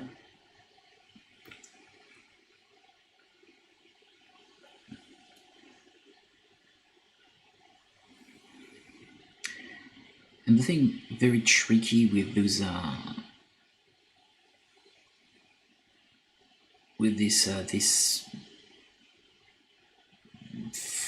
those flesh tones, and sometimes you think you're going, you're making too much thing, you have too much contrast, and most of the time you end up adding some contrast after painting the other parts. So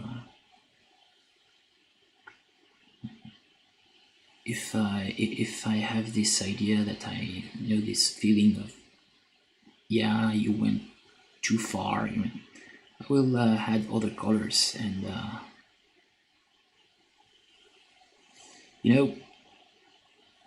most of the time I'm thinking there is no such thing as too much contrast.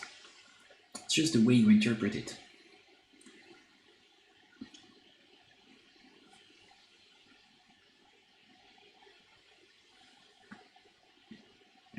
For me, there's no such way as putting too much contrast.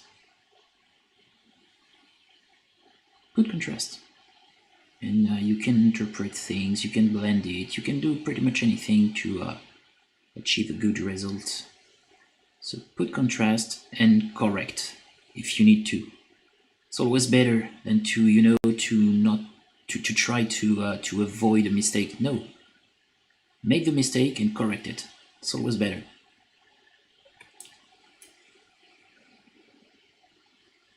See?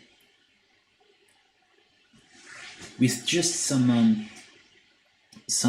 brush strokes, I can just change the mood of the overall flesh tone.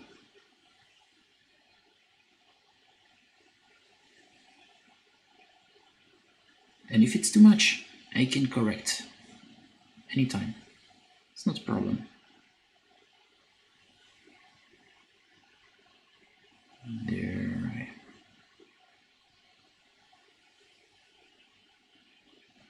So here I will use this little colder part, remix it with other colors, just to find something. Not, I'm not trying to build a perfect mix, or no, I'm just trying to find something that will help me to blend things together.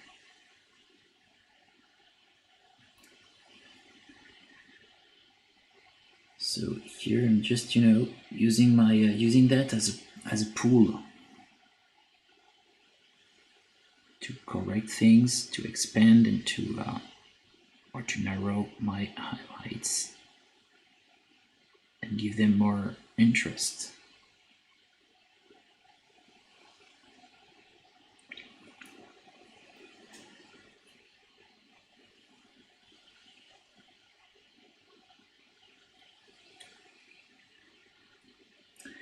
And of course, if I need to, I can add that part here. Just add a little bit of my a little bit of warmth, not too much, but just a little bit, to not be too cold, because being too cold can be a problem.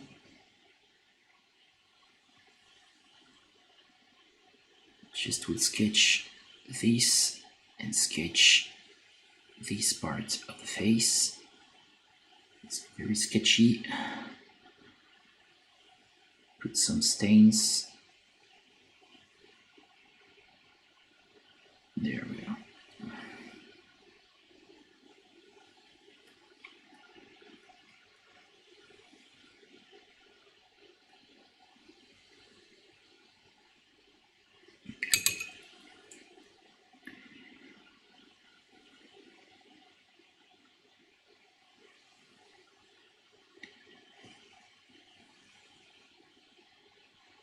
Oh, great, thank you. Thanks a lot.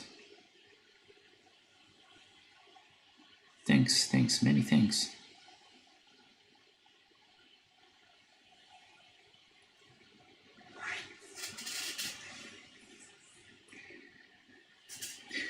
I hope this will help people to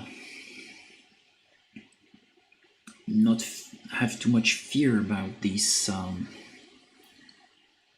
rather tricky thing of painting flesh tones. But it's tricky, but not that difficult.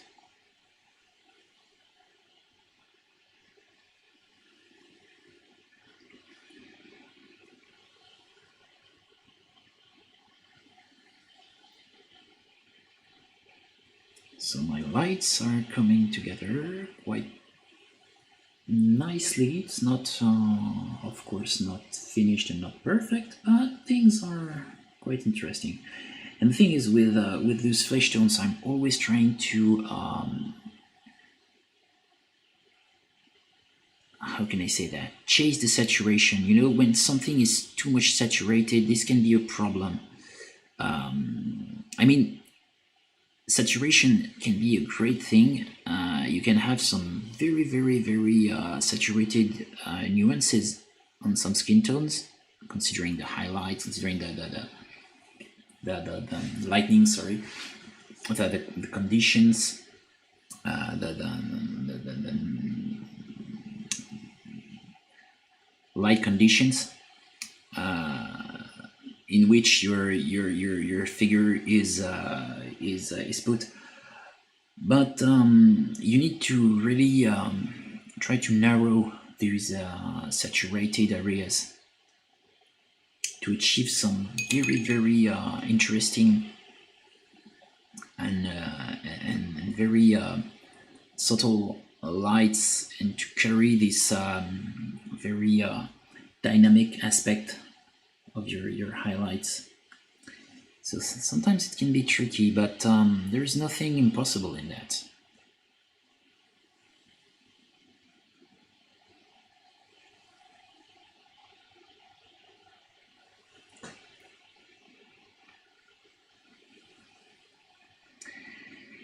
So yeah, so here I'm just trying to now find a proper way to link my highlights and my first shadows. So that's why here I am creating various colors, various nuances with what I already have, just to find a proper way to link everything together. Of course, here I will need to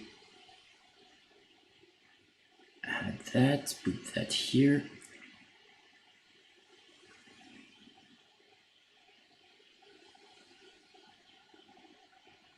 Now, as you can see, I can remove the harshness, the harshness of my previous work just by doing that and creating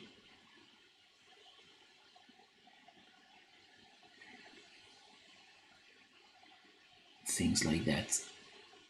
And you know, this element of randomness is definitely something very interesting. It's adding a lot of interest in your painting. The staff. Oh yeah, the yeah, yes, his lightning thing.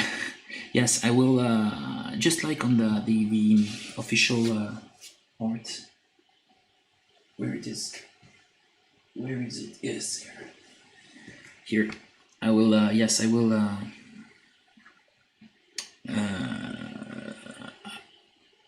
I will treat it like yes, a light source. Yes. I don't know if I will be that saturated, but yeah, something in that taste, definitely.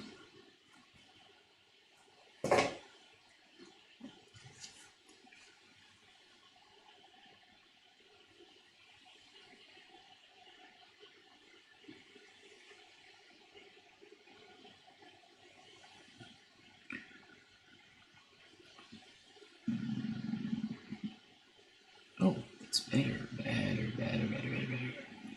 Great. Here, I need to feather a little.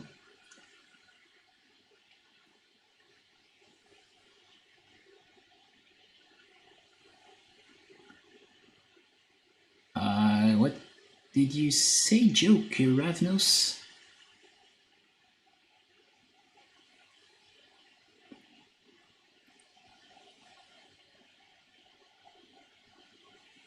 There it is here.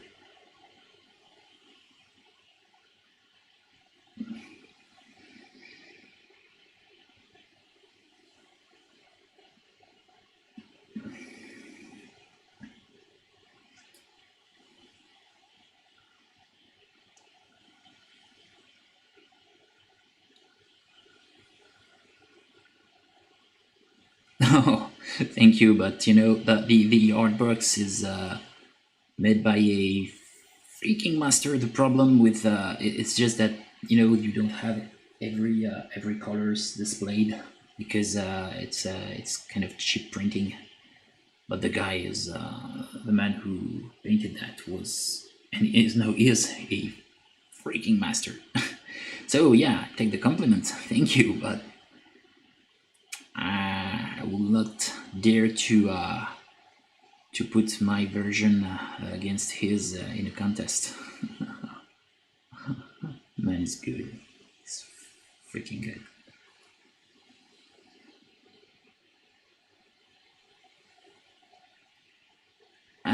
Yeah. Now I need to work on some colder aspect here. I think this will be too harsh, but no problem. I'll correct it.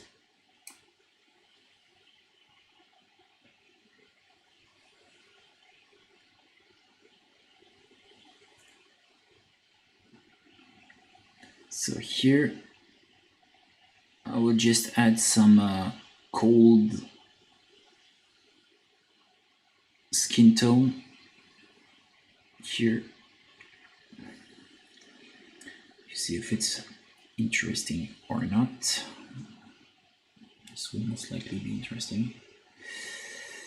Always doing that. It's almost, it's not almost, it's an habit from me. Just very used to put some colder tones here.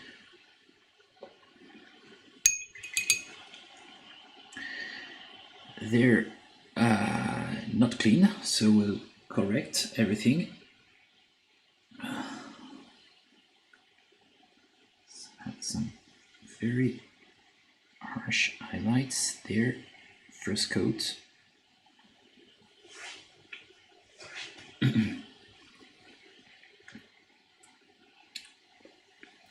To match some things. I can also use this nice and very warm red.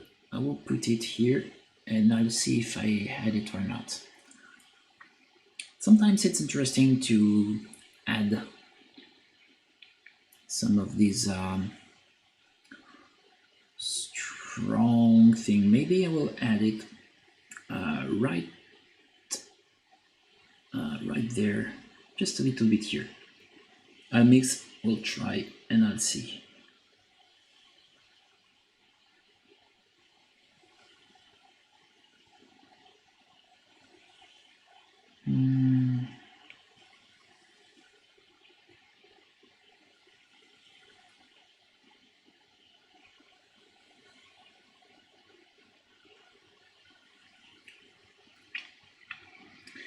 Some reddish things here.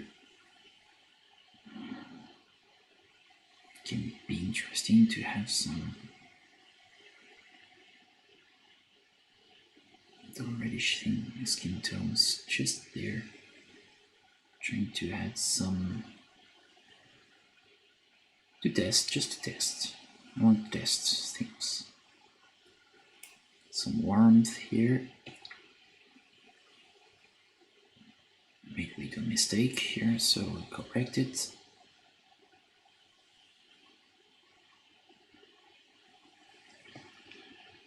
Good.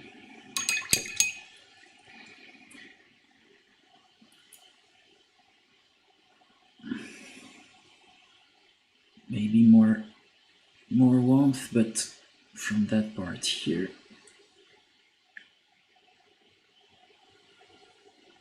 So I'm broadly, mixing things just to see if it's interesting. Yes, I think this will be nice. Having some reddish things here.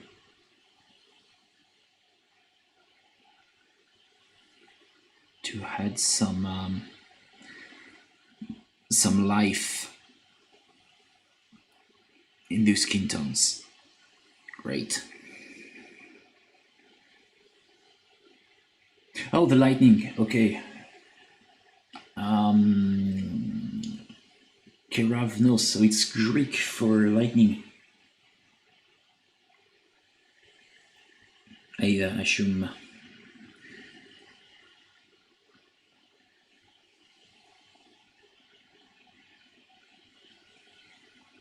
I knew that I should have taken some classic Greek class.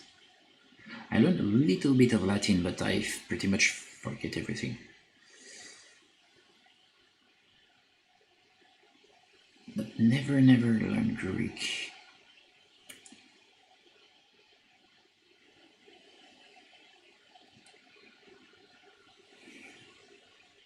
Yeah. So it's not very clean, but it's definitely interesting. More color. So I'll stick to that. I'll stick to that idea. Maybe a little bit of a range just to achieve a nice result here.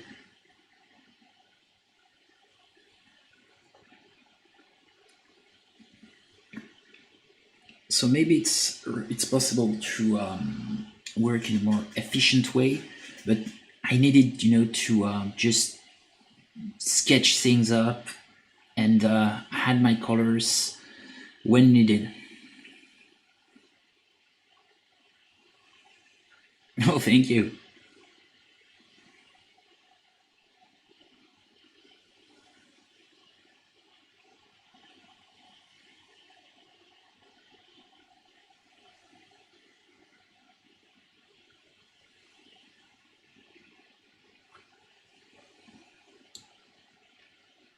I have to say, I was not truly convinced about my work earlier, but since now things are coming together, I really enjoy this doing these areas, with those reddish orangish thing, with a nice twist, with something colder. I think it can be. Yeah, I will stick with this idea. I think this can be good. This will lead to something good. So yeah, try to trust my intuition on that.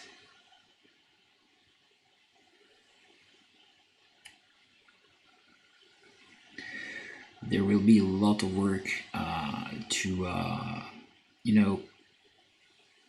have a thinner result.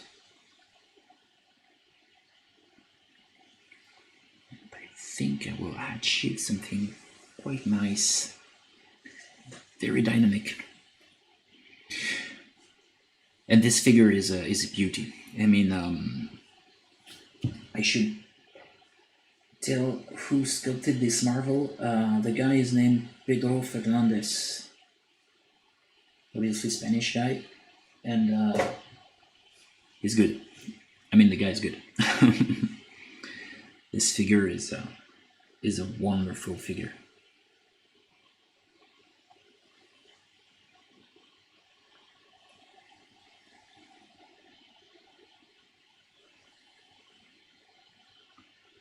Some warmth there and warmth on these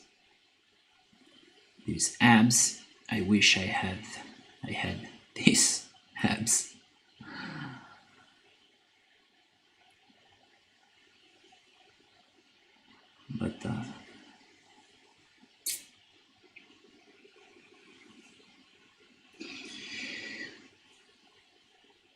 But it's not the case.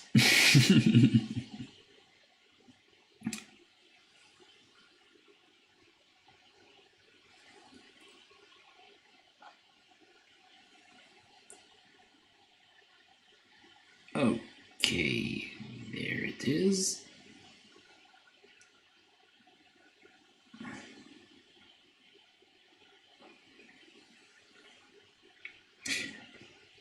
Yeah, definitely, it's an amazing sculpt. Yeah, and it's wonderful to for me as a sculptor to paint that, because it's not that I am focusing on trying to reference things and to learn things, but by painting such wonderful figure, this will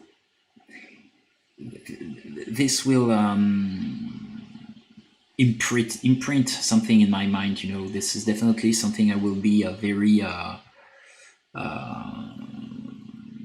can I say that? I will be influenced by that in my work with when I'm sculpting, I mean. So it's a really interesting thing to paint for me also in that regard, because this will help me to make better sculptures.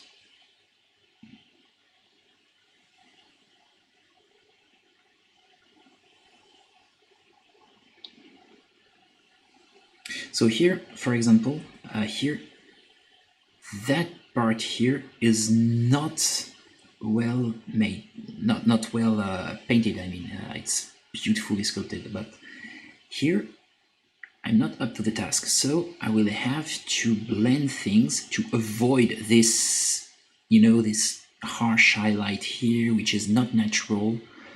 Light shouldn't, on skin tone, light is not like dust, you know. You need to always find a proper way to carry this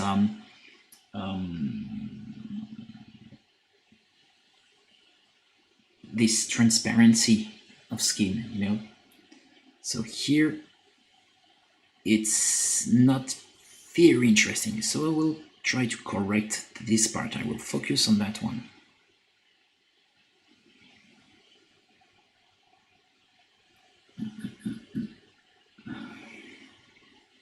Sorry.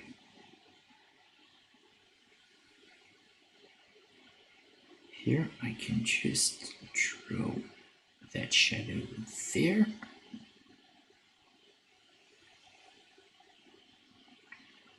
I'll expand my shadow. Now I will re-highlight partially part of that shadow with an intermediary color.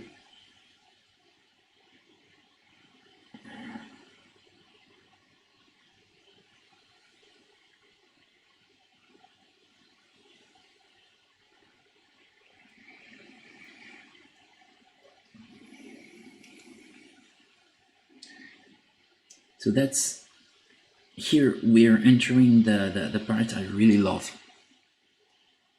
The part in which I'm trying to make everything nice, clear,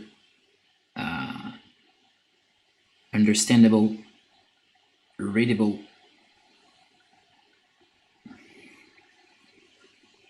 And that's, for me, that's where I really have fun. Because every tiny little brush stroke will help the thing to be to appear better and better and better and better.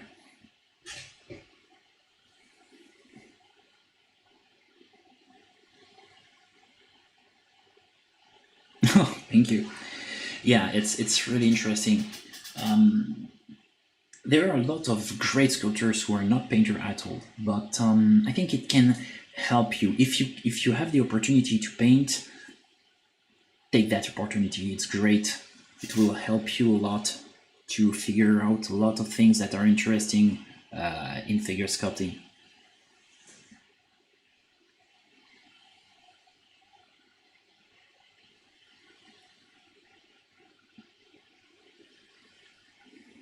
So here I just will expand a little that light here.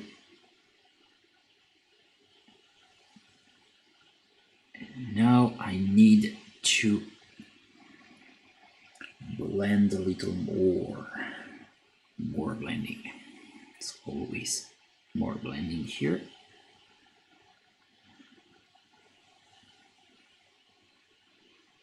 So of course there are people who will carry further the sketchy aspect, you know, the very loose aspect, and you can achieve some great results like that. You know, you heard about Banshee. He's just using a lot of this sketchiness, and it's part of his style, and it's good. Or Sergio Calvo, it's great. But for me, maybe I will try to work in a more loose way, trying to push even further the sketchiness of my work. But I will not do that on screen for the first time, of course.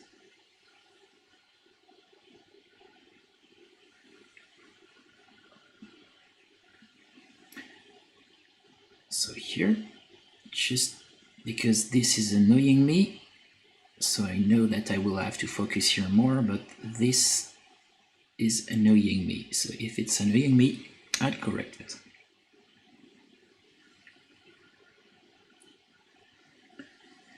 And now more that thing. So here, try to add some.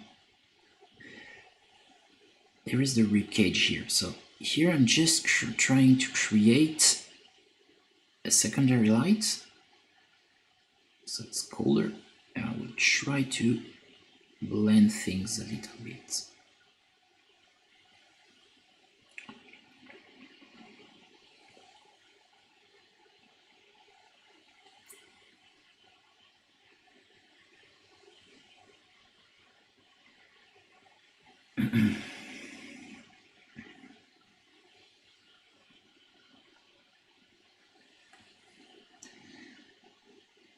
So here also we'll add some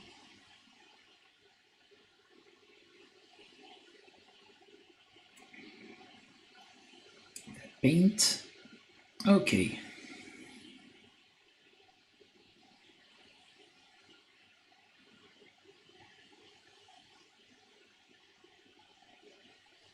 Here I will be a little colder. Subtle, but really here. Very interesting to draw this these abs without drawing too much. So kind of drawing, but also blurring the lines. So that's why I'm using a lot of these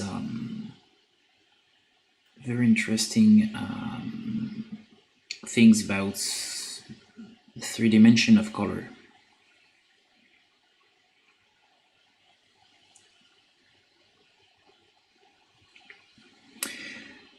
Which are hue, value, saturation. Hue, value, chroma, if you're thinking with Monzo.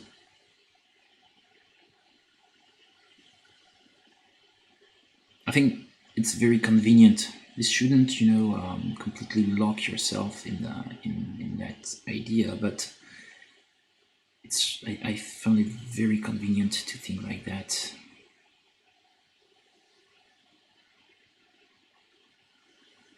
Yeah, there it is. So here, patching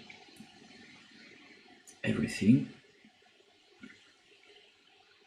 That's better. It's not perfect by any means, but that's better. I will add some red just here. And some nice reddish tone just to add some warmth.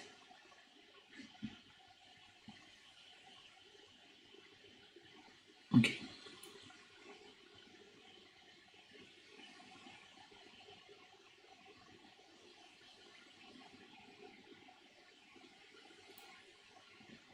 And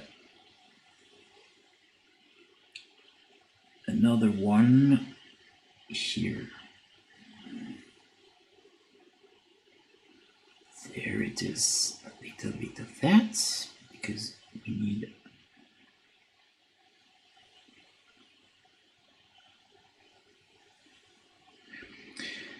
feathering it a little.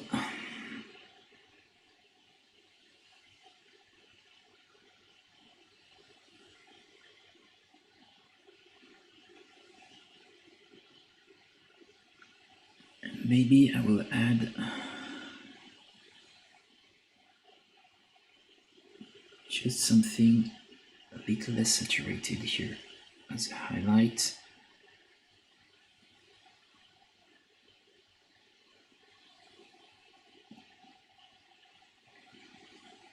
And feather it a little. Okay, so thing is corrected, not perfect, but enough for now. I will move a little more on other parts here. For example, I can just put some cold highlights here.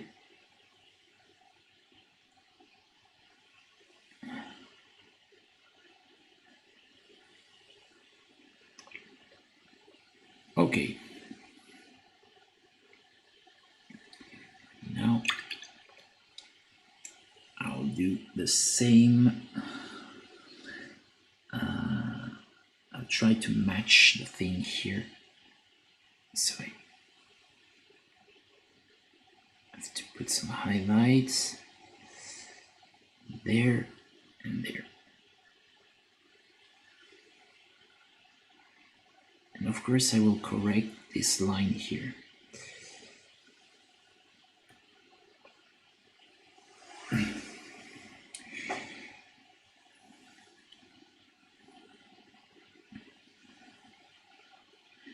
But that's later. For now, just trying to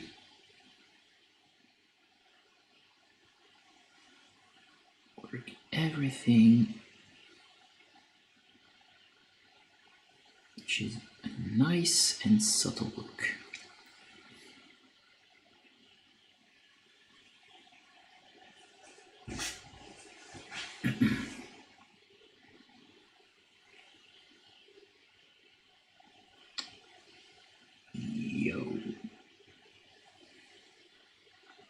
More there, more highlights too there. Okay, now little reddish tones to blur the lines, thing here and here.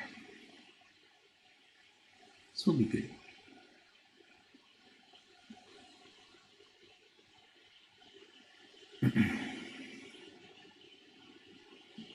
Have some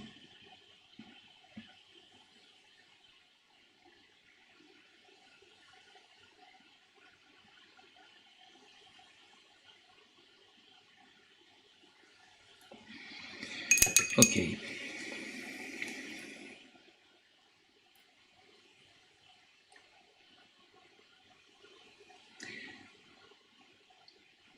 And here I can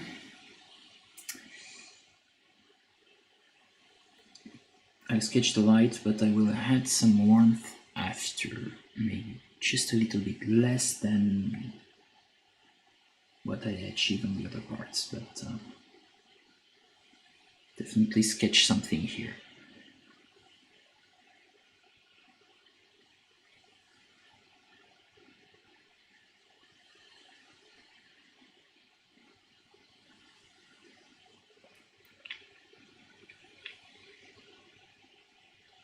This thing here is nice, more of that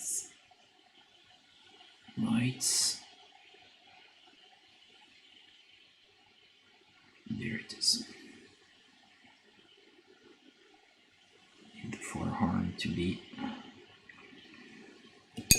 nicely done. Of course, I will expand a little the lights here.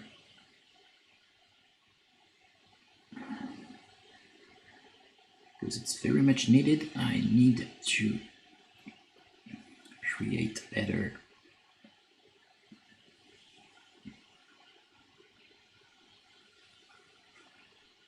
to expand this highlight. There it is. Yeah, that's good, I think. And just expand a little here. Yeah. And I will do the same on the biceps here. Expand those lights.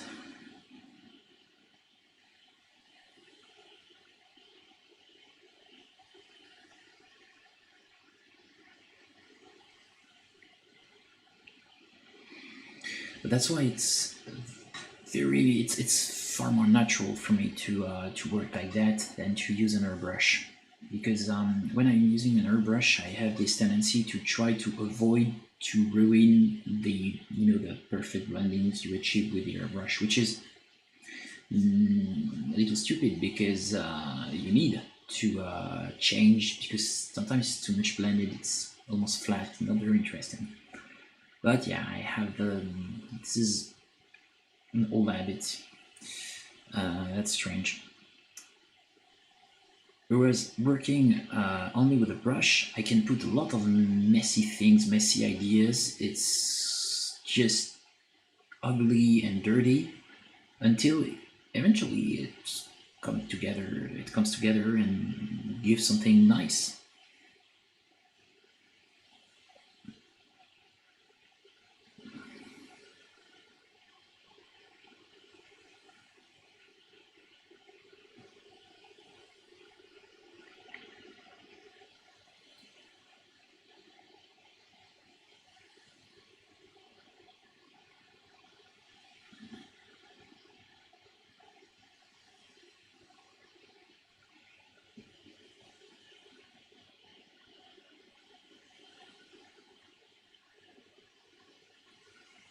So that's really the main reason I'm using only a classic brush for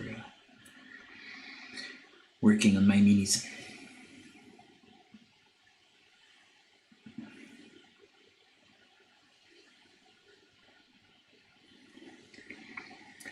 Now, here we'll try to achieve a nice result a little colder. I need more, some kind of a colder mix here.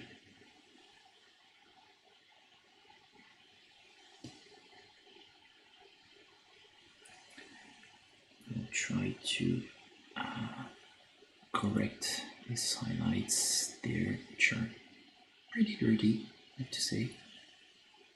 So I'll correct them and try to expand the lights and achieve a nice result.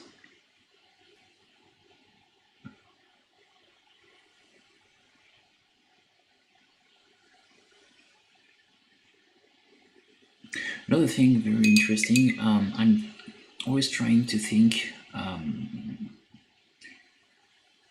with what we can call golden angle here.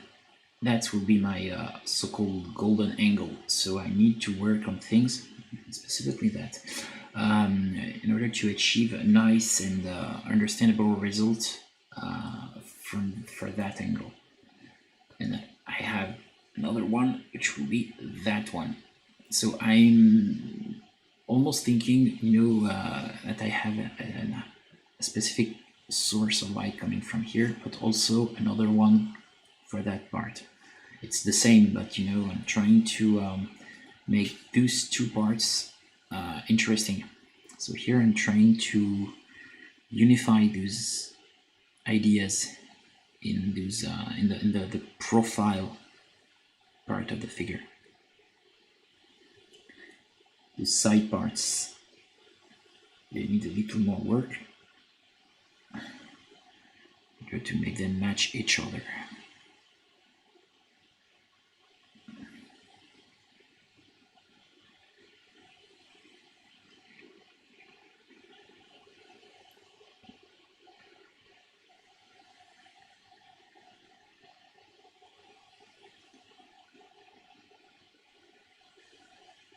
Since I'm working, make mistake here, it's not a problem. Yeah. Since I'm working a lot with the same mixes for hours and hours, that's why I'm always saying that try to not mix brands together if you're using this type of technique, because you can have very bad surprises. Some people will never experience any problem mixing brands, but some other... Oh, hi François.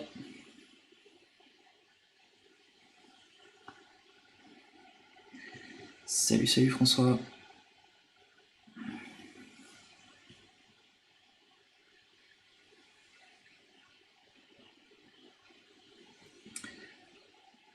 But some others will experience, some others like me, people with bad luck for that, will experience some big problems with that. So that's why I'm almost always trying to avoid mixing brands together.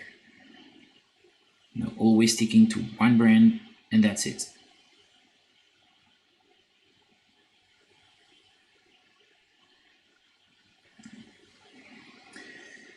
So there it is.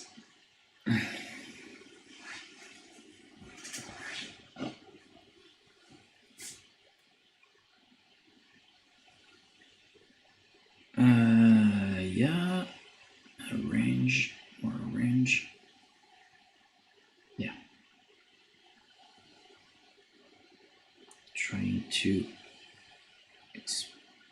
open those lights on the side parts, which is kind of very tricky because right now my mixes are kind of old and I have to rebuild them, but it's not a problem, I will.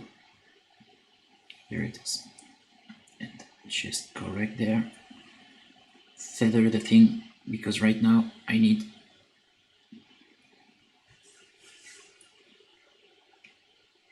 to correct everything. And we'll achieve that nice result.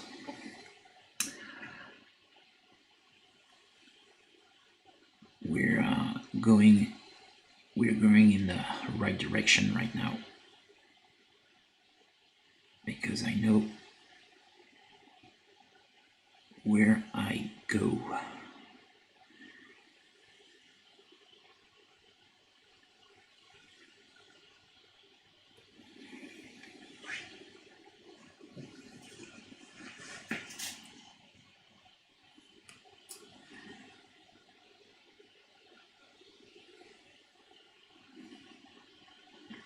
I've put some quite brutal lights, I have to say. That's it's interesting. So I'll stick to this. Here, just some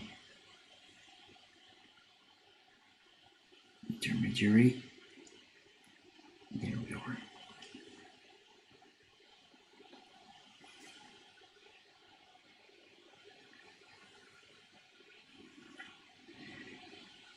And now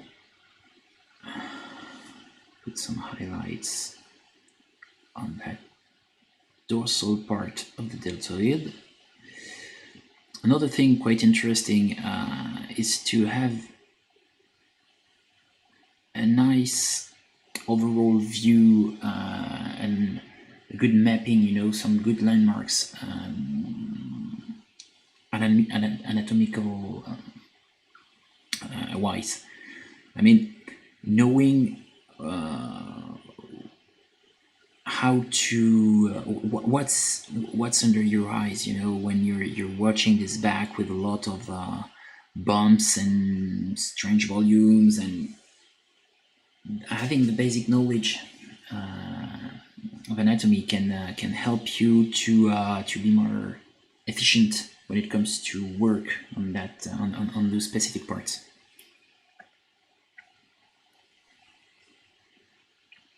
Ouais, je disais avoir une connaissance un peu basique, mais une connaissance quand même en anatomie, ça peut beaucoup aider dans l'interprétation d'un certain nombre de ces surfaces, notamment du dos, qui peuvent être un peu complexes à interpréter, surtout quand c'est aussi subtil que ce qu'on a là sur cette figurine. Hi Gail.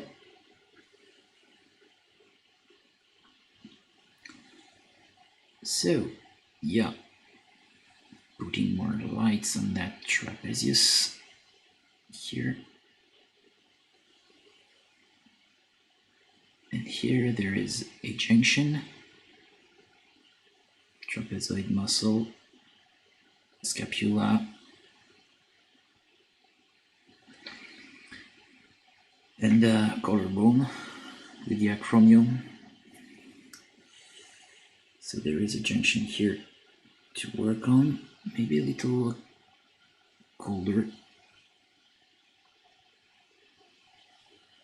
less vascularization here. There it is.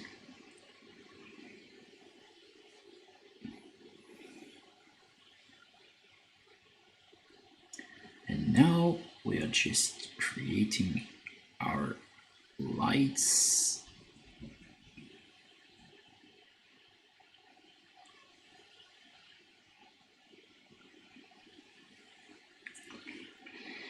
And here I'm just blurring everything to achieve a nice result. Here it's just a little too cold, so I'll bring some reddish tones.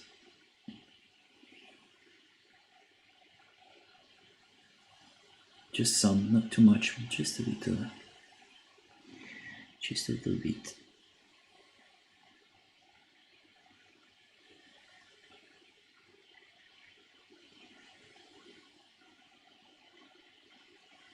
Don't want to be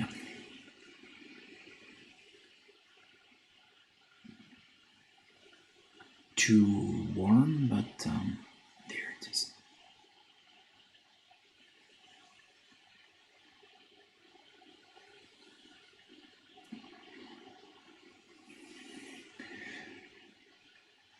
There we are.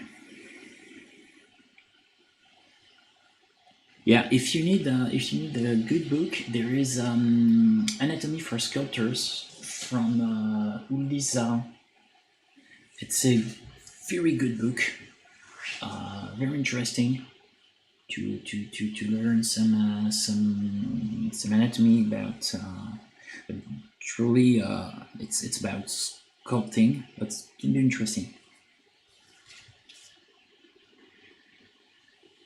It's really good book.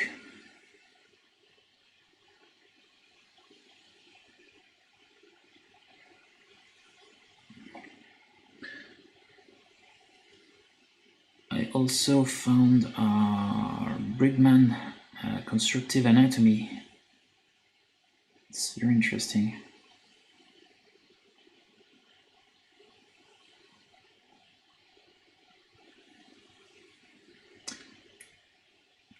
It's focusing a little more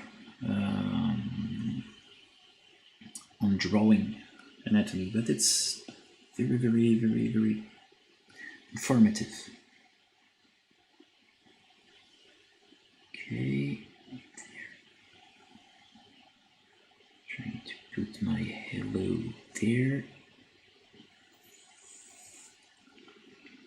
There a bit more. Here, just rebuild these highlights I lost.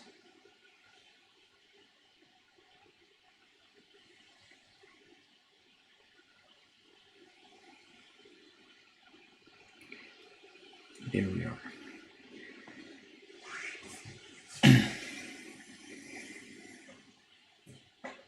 Oh, thank you.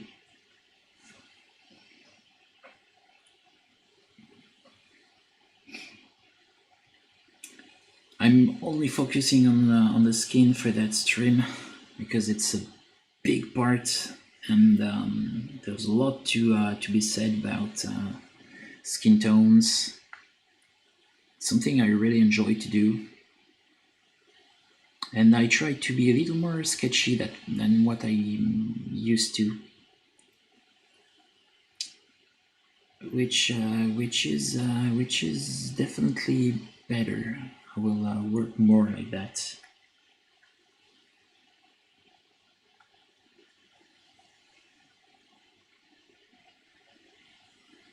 There we are here. Just a little bit of that. Uldis Zarins.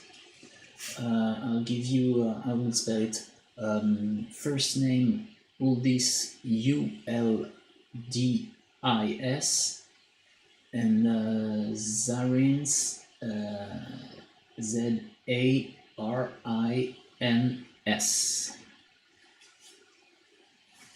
Oh, no, I'll just put it in the chat. Uldis, sorry. Oh, hi, Kenneth. Thank you. Uldis Zarins, I think it's that.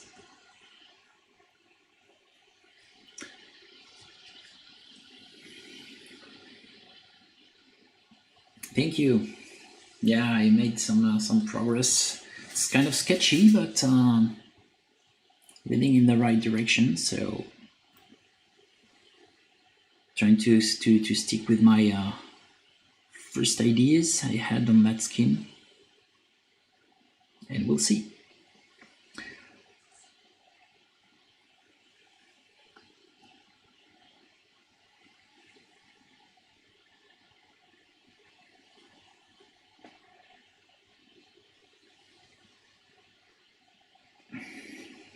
That's nice.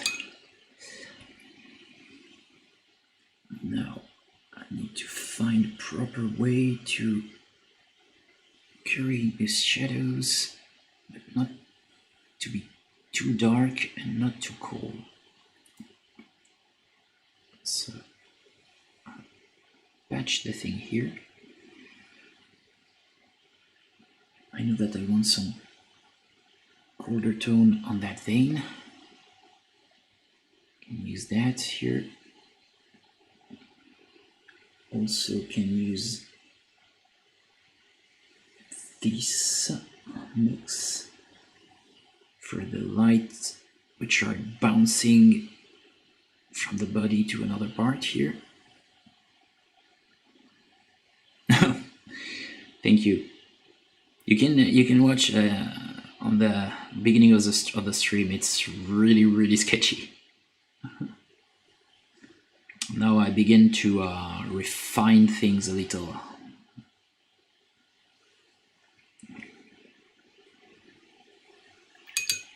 Yeah, there we are.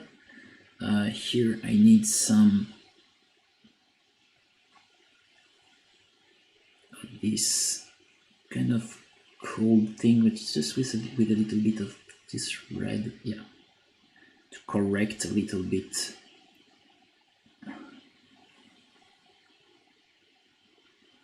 Correct that. Not be too green. Because I don't want to have too much green in my skin tone. It can be great, but for that one, not very convinced. Not too much greenish tone. Yes.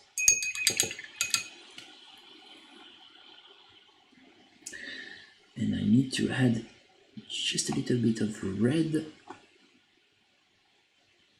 in the warm part. I started with that out for my base coat, not the undercoat. It's the base coat was that mix, so slightly dark, actually.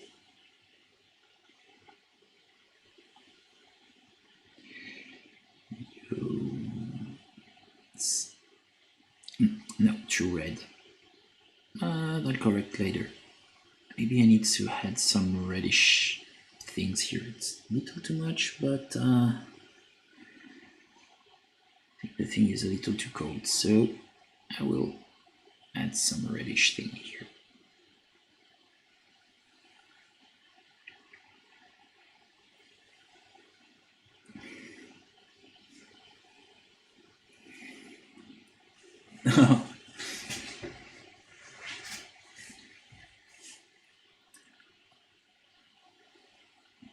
Thanks. No.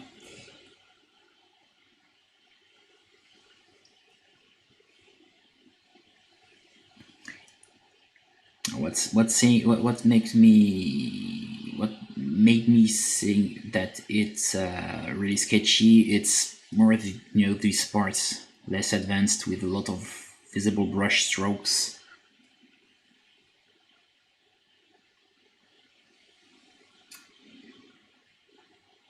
Also, the fact that there's some things I'm not really really sure about it. Some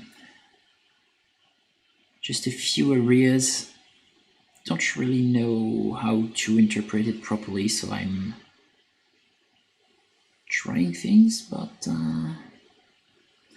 for example, this part here.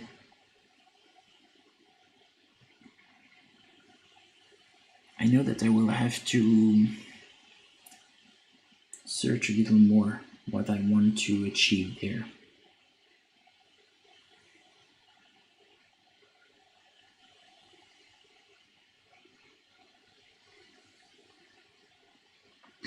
And Francois, yeah. When it comes to smoothness, the way I'm working, the smoothness is pretty much building itself. I'm just keeping adding colors here and there, and the more I go forward, and the more refined the thing is, and the more blended the colors are. Ouais, je disais, en fait, le fondu, c'est vraiment le résultant de ces étapes-là. J'ajoute juste de la couleur, et je travaille toujours avec toi le même pool de couleurs, et au fur et à mesure, bah, le fondu se construit presque tout seul, en fait. So here, I'll try to expand a little my lights there.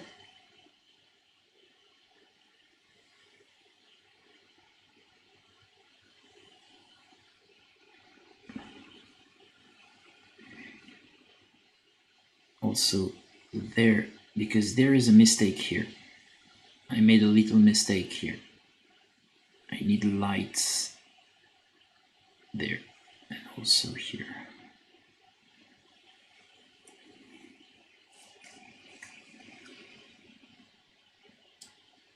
Exactly, yes, night terrain, yes. For every other minis, I'm working like that.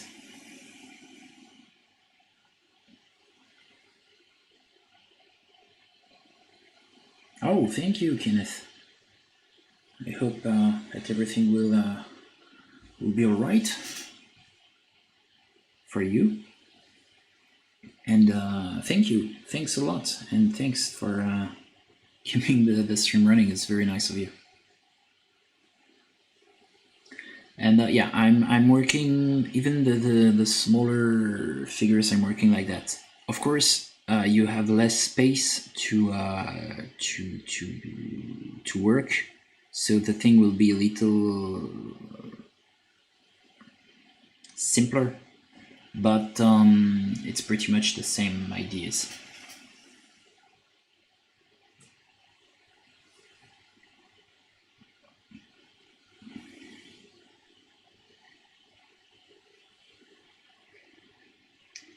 And that's why it's interesting also to consider, the bouncing lights and stuff like that, because when you're working on yeah, see you, Kenneth. When you're working on those parts here, those using the bouncing lights can help me to draw each and every part, which is very interesting, specifically for when you're making the official art for the box, because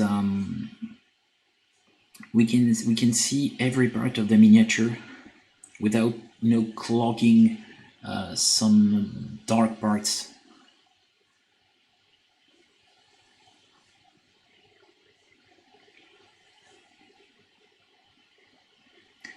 So that's why I'm trying to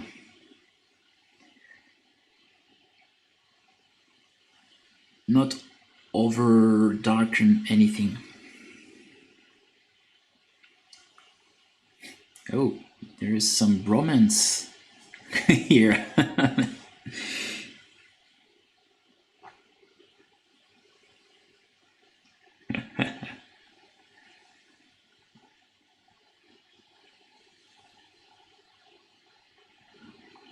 So yeah, yes it is.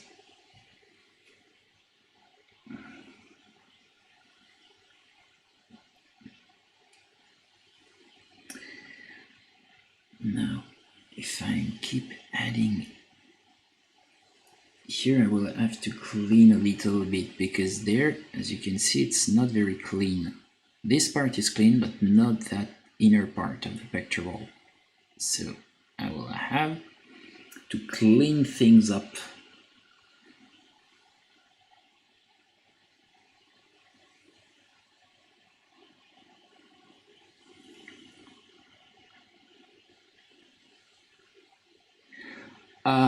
My light. Oh, okay. I have one there, which is blinding me a little to kill some shadows I had there. I have another one pointing there, which is also here to kill some shadows. And my main light is just up in front of me here. And I have another one for the wet palette, which is a little lamp by Daylight called 4D, and it's not enough. I should have more lights. It would be better for you to see everything. So I'm considering buying some, those big squares with LEDs in it. It could be a huge improvement.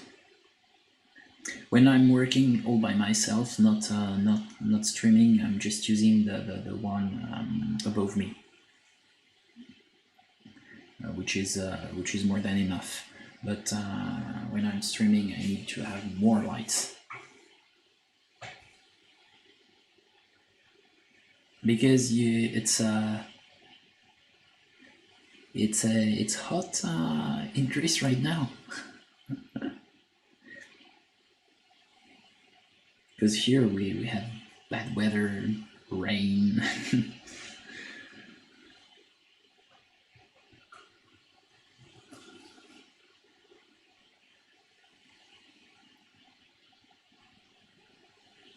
That's also why I really don't like summer, because I'm feeling pretty naked, when I don't have my my sweater.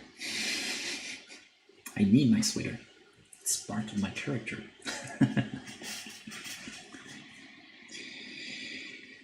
Oh yeah, I will have to improve that because it's really disgusting, this part. I need to correct. I want to correct that. There it is. More of that highlights here. Just to add some uniformity here. Oh, okay.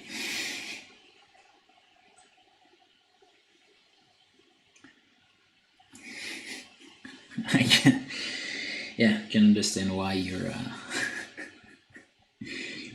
you won't scream watching you wearing jumper, a sweater.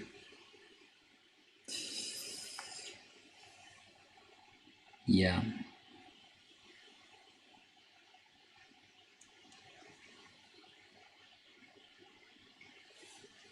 Okay, now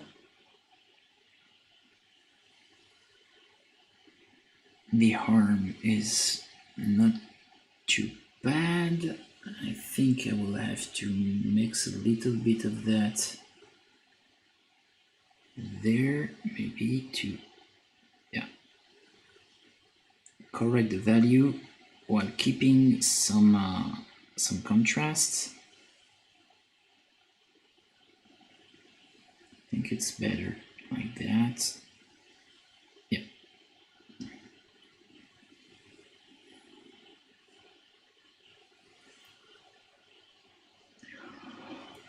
Yeah, that's true, Night Rain. Yeah. This can be great to use a single strong light because you can work with lights and shadows, and you can sculpt like that because it's very interesting. It gives you a lot of great things to work with. But for me, most of the time, I'm using just my light, my main lamp, which is above here, and it's okay. And if I have to stream some sculpting, and I really want to, I will have to use all of my setup for you to see, because making something for me, and making something in order to stream it is not exactly the same thing. But if I work only for me, I'm just using my main light, and that's perfect for me. So it's a basic one light source, one strong light source, but it's the thing is a little long, so there is a factor of diffusion for the light. It's working perfectly for me.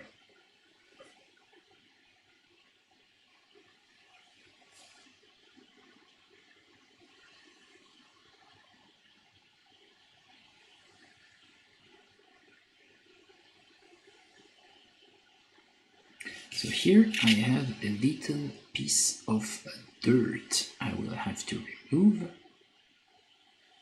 which is not a big deal, just, yeah, that's it.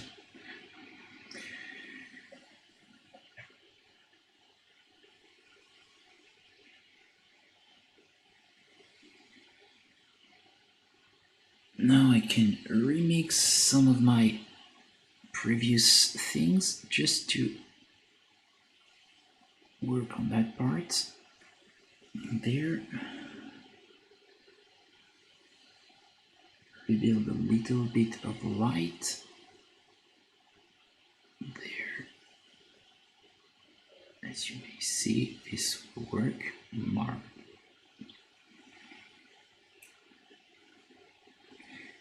Yeah, there is never enough light. This is crazy.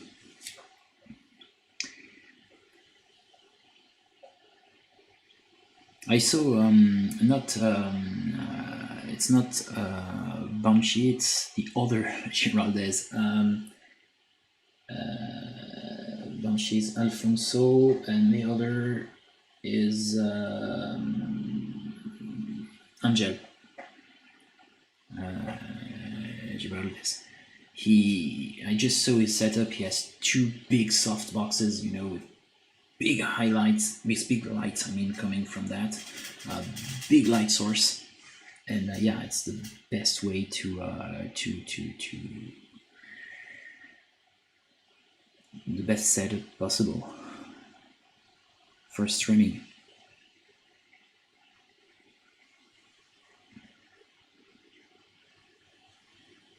Here, just build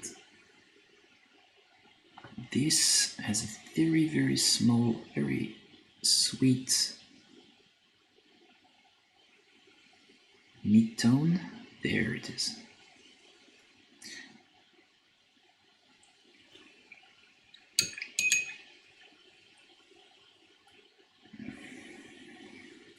So basically, when you're working on such thing,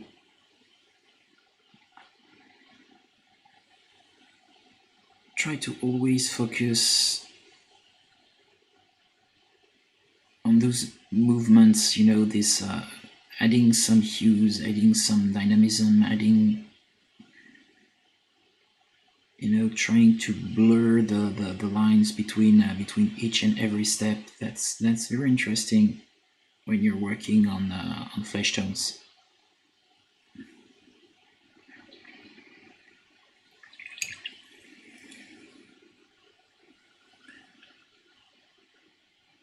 So of course here it's very, very time consuming because I'm trying to push really far the realism. So it's kind of very time consuming to achieve a nice result, but definitely it's really it's worth your time. It's worth your time if you're working on very nice sculptures like that. Okay.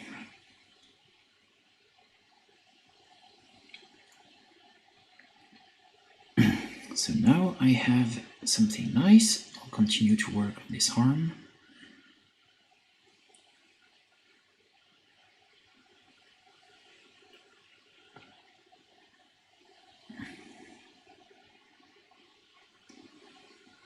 So I'm pretty much letting my brush almost decide what I will use as a color, and just putting my brush and my mixes, trying to remix things. And I think I said earlier, I'm not sure. I said it earlier. This, this dimension of randomness is kind of very interesting when you're painting. Specifically when you're working on flesh tones. So I'm trying to bear that in mind, and to create this dimension of randomness.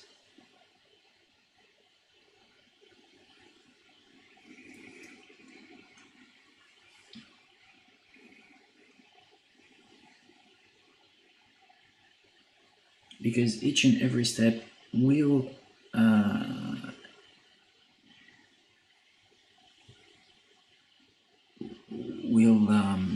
lead to the conclusion, the nice conclusion, which is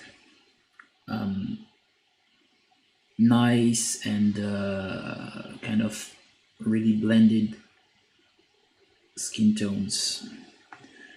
So I'm trying to not overthink the process,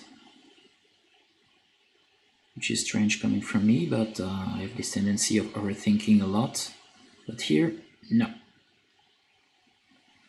Forcing myself to not overthink anything and just work as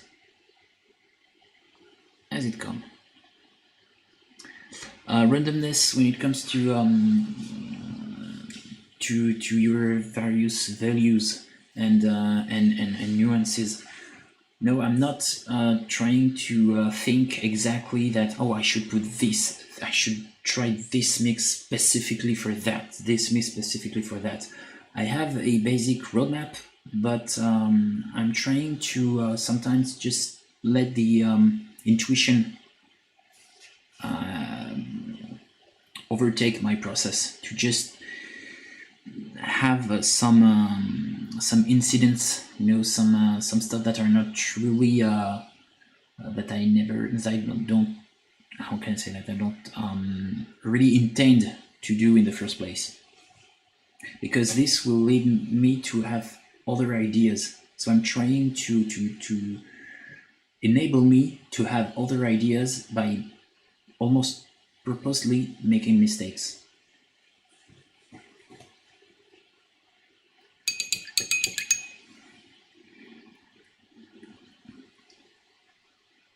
So for example, I know that I need to have some highlights on that part, but maybe I will make those highlights a little colder than the others, or maybe I will change some other parts surrounding this part.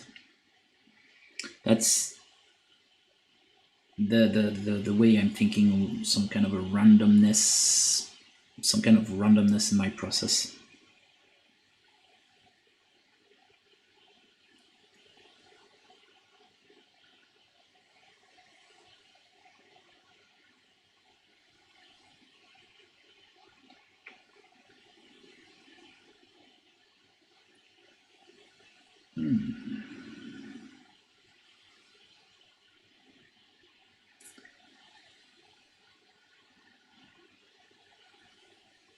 For example, here I have very cold mix, which is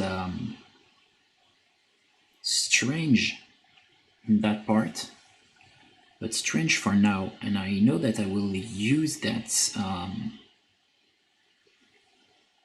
greenish aspect. Exactly. Allows me to work more freely, yeah. And to have, to try to keep the flow of my ideas.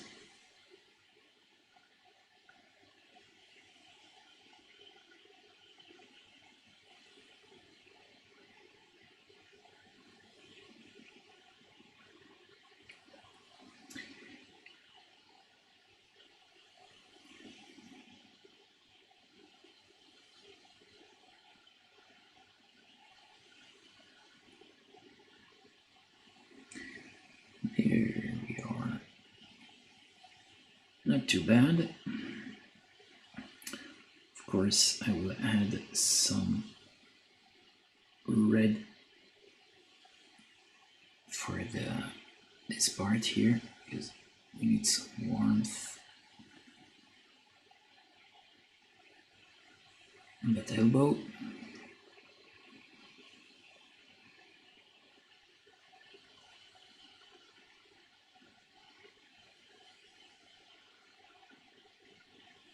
Here, correcting my values.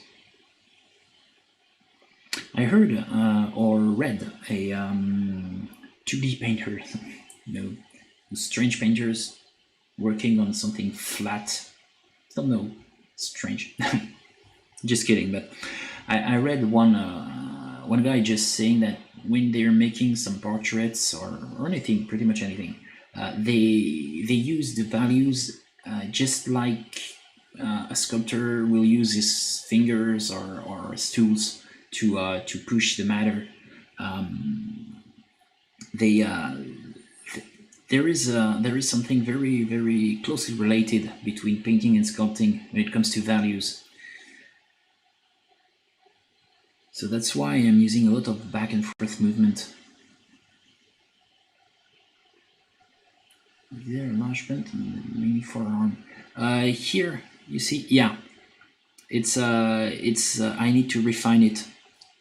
There is a kind of big muscle here, so I just put some highlights here and I will correct that. Yeah.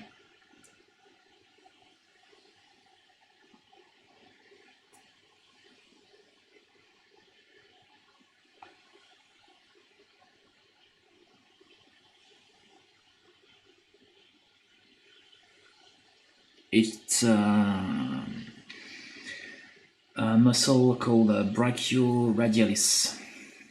Oh, the other arm. No, it's just very sketchy, but I just put some this brachioradialis here. Just put some lights and just highlighted some of the other muscles, and I will refine this part. Here it's the pretty much the initial sketch. I will have to work very hard to match the other thing here.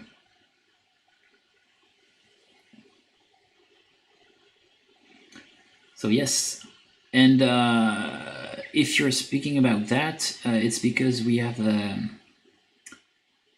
a hole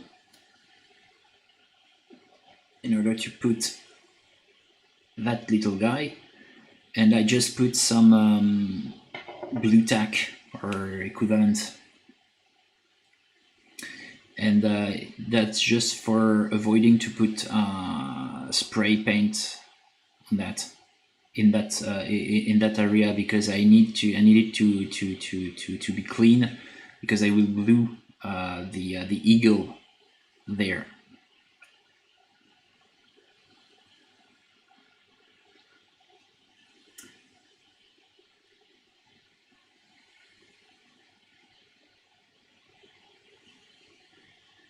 Here we are. That's nice.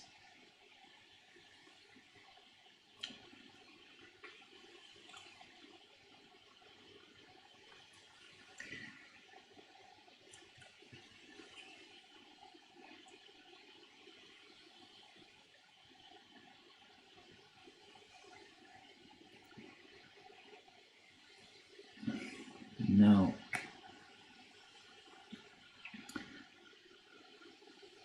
a little bit of that part.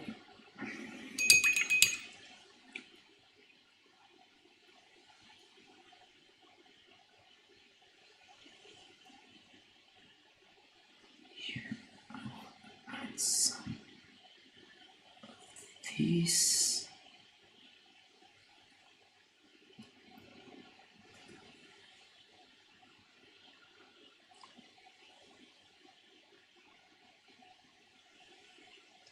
Yeah, that's exactly the spot with a little slot. for the eagle.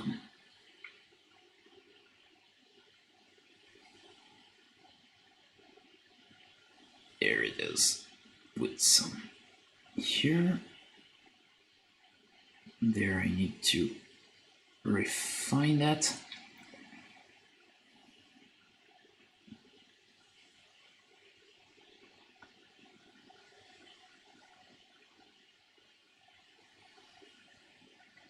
So slightly desaturating the thing.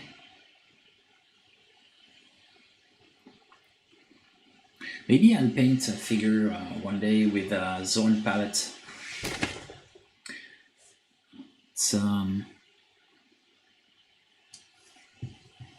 It was a painter who I think he was Swedish, and he was known by his extensive use of a very restricted palette. It can be interesting to paint a mini with that type of concept.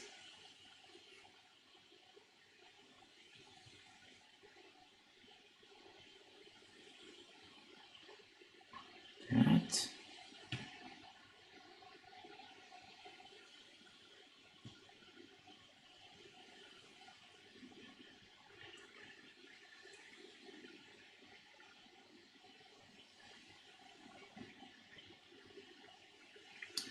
Okay, and now more of this, little more of these ideas there. There we are. So here I'm curbing some kind of curbing my the warmth of my highlights, and we'll see, because don't want to catch too much attention here, and obviously I will have to make room for the blue highlight coming from that lightning.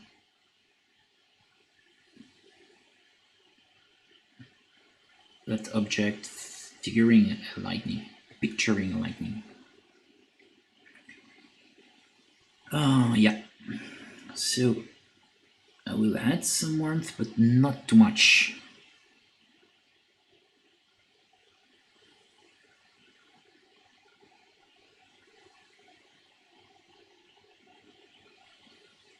There it is.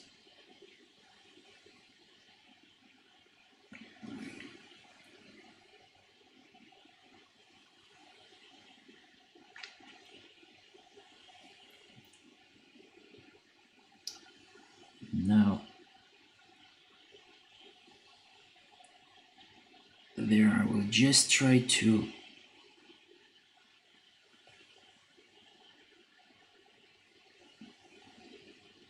build a better aspect for that part.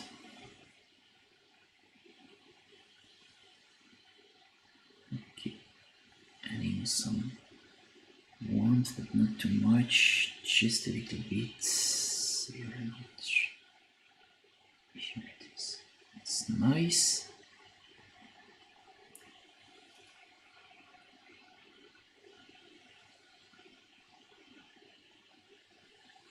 Oh, yeah. See you maybe another live stream or later, François.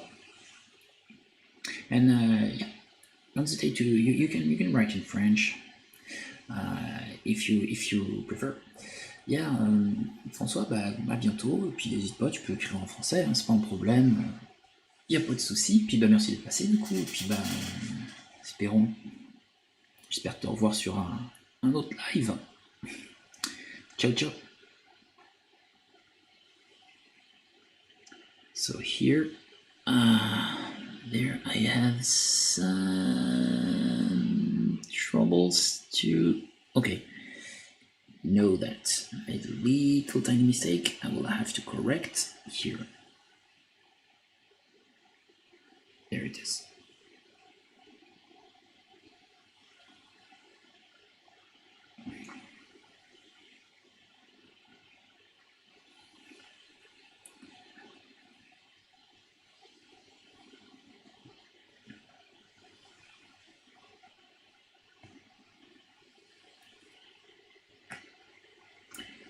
Another one there.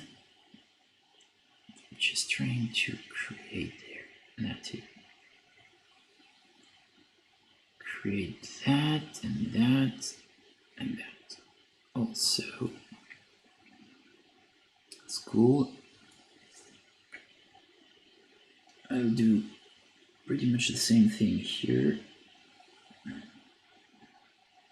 Can dilute a lot just to have a better understanding of that. So we'll use very diluted paint just to have a better understanding of what's happening. Okay.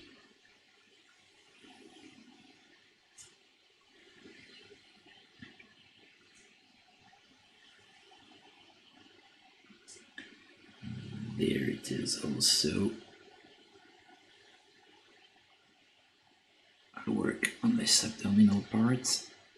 Those very nice abs of his.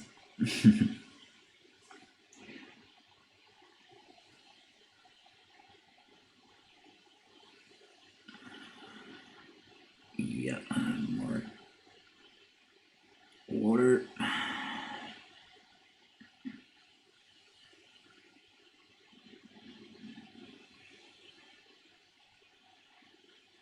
Nicely done, I think. It's not too bad.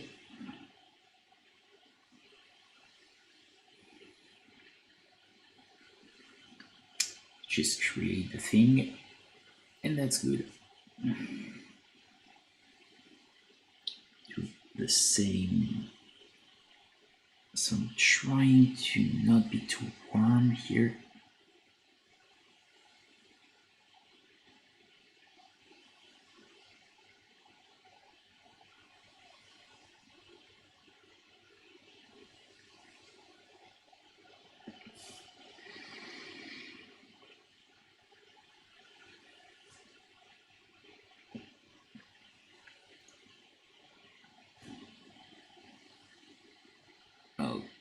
Okay.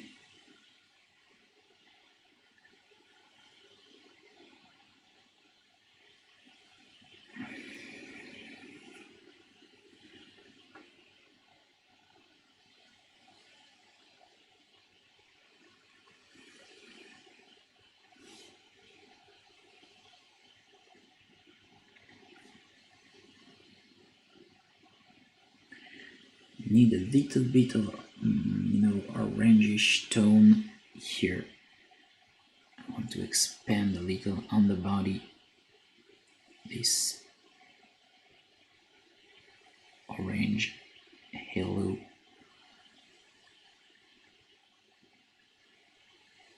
I have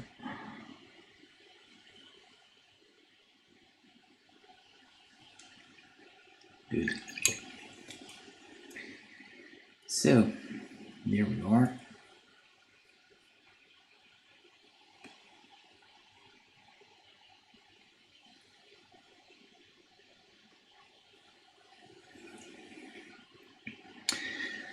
I will just try to make this arm match the other part, the rest of the miniature, and maybe I will wrap this up after that, because it's been a while and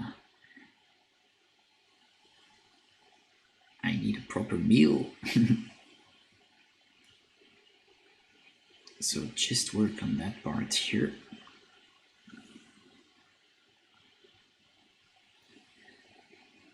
Try to achieve a nice result there.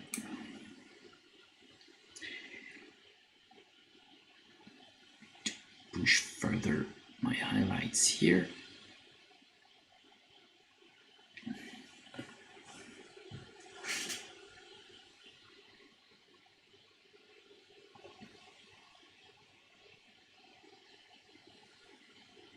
Which can be quite tricky since my volumes, my paints are, kind of old right now, so I have to reopen a lot of my mixes. This can be, yeah, a little tricky to do.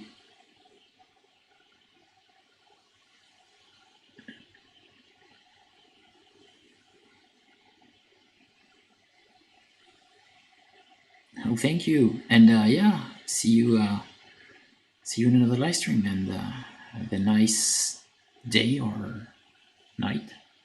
Don't know, but yeah, thanks, and happy to be useful for you.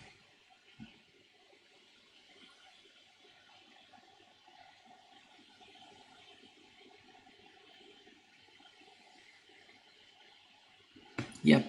Okay. So there it is, and now I will put some of that in the shadows, just to reopen a little, to re-highlight these shadows because it's too dark and too harsh.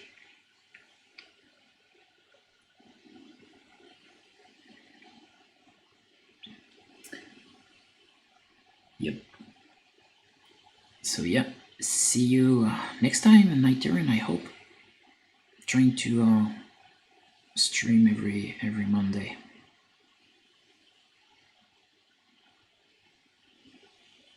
Here it is. There we are.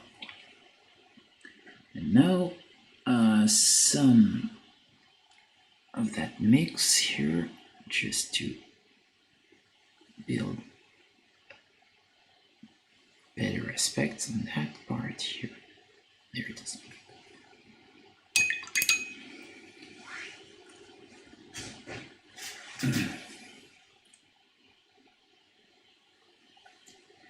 And another one there.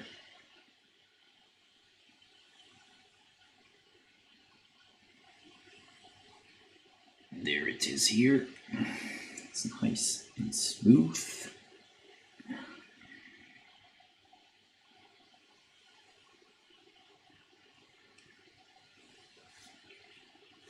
Okay, try to work like that because my hand is kind of killing me right now, because the thing is heavy as a freaking dead donkey. Don't know if it's something we can say in English, but in French it's what we say.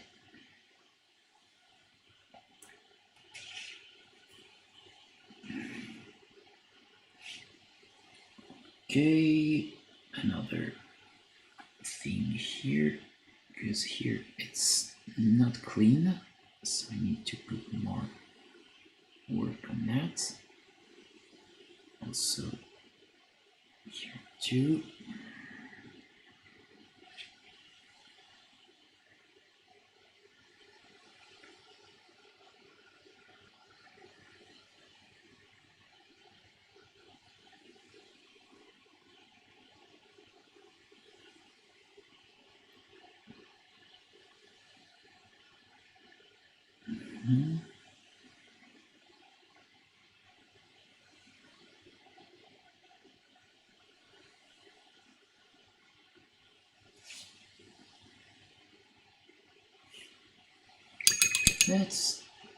That's it.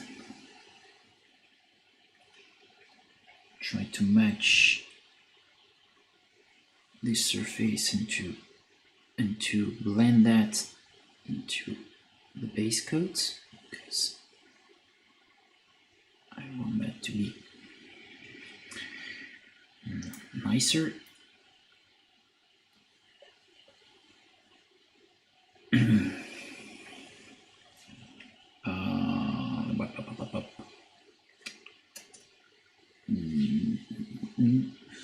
So, orangey tone, there,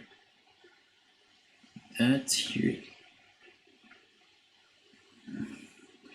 and expand that with a nice mix.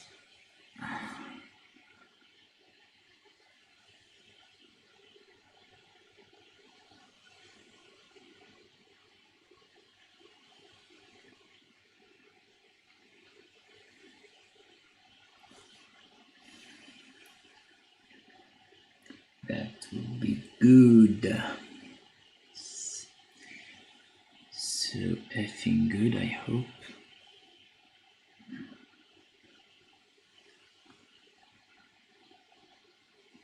Okay, that's good. Here I'm putting some lights.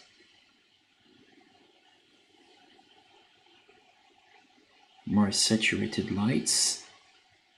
There.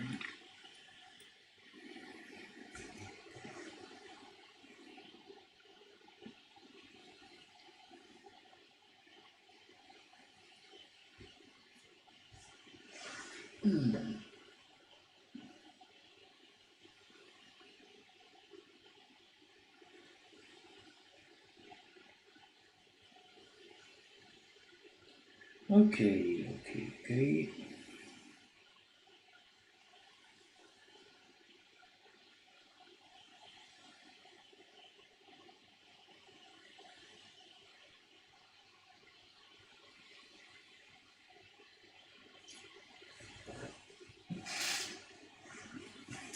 So now I need to add a little more of that. Yeah.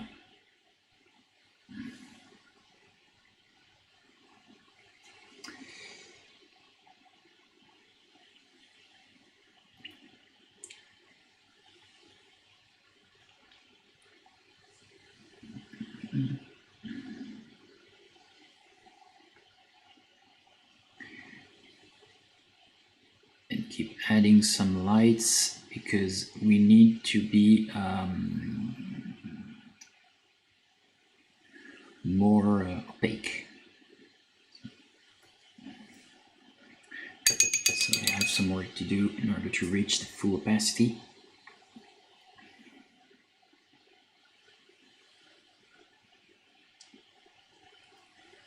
But it's this is the best part of the work for me, to reach that opacity, to achieve a nice smooth result.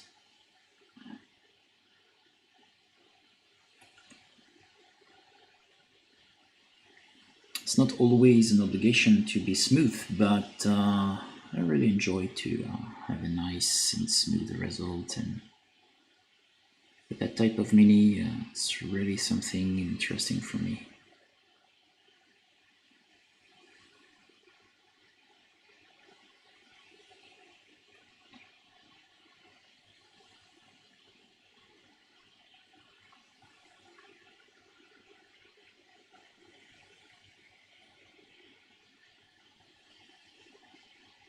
So here I'm just working,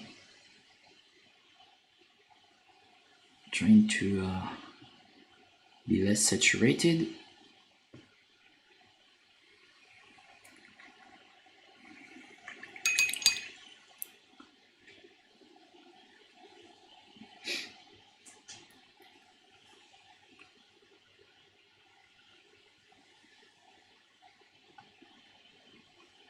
Here I'll just draw a very large light part.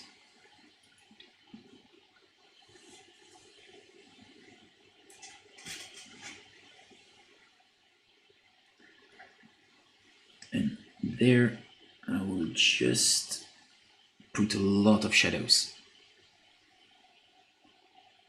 because here there are pretty much no light, so even Bunsen light will not be enough to completely highlight this part, so I just want to put more shadows here. So I'm just drawing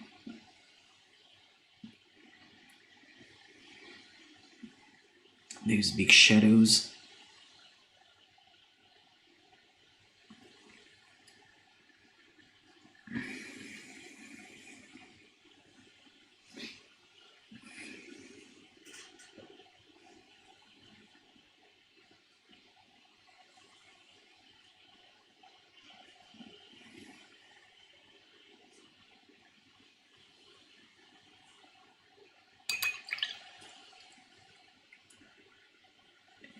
Yes, that's Could be here, a little bit of red, not too much, just a little.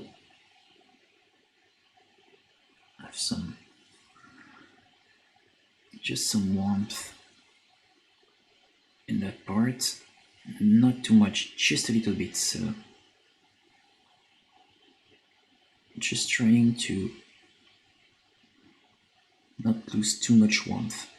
It's more like that than just adding warmth. I'm just trying to not completely destroy the warmth.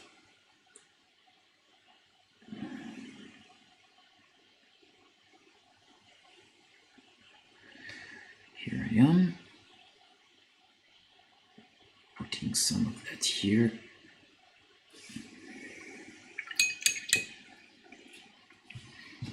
So that part is not good. I will correct it right now.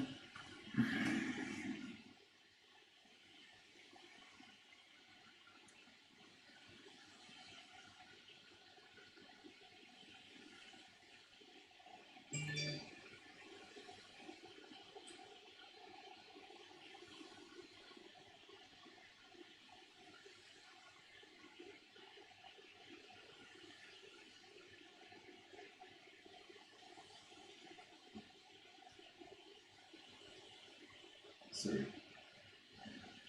Okay, and now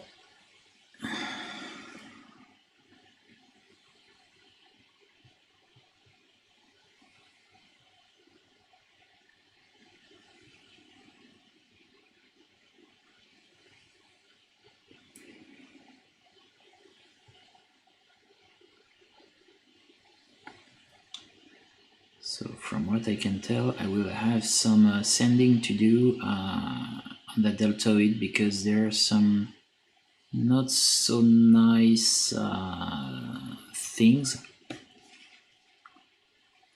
So I'll do some very gentle sanding.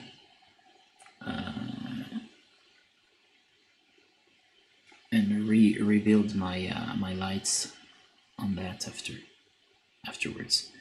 This is something there is no obligation to go into that type of work, you know, sanding your paint. But for me, since I want super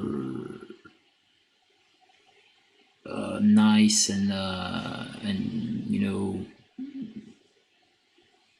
really sweet and smooth results, I will have to.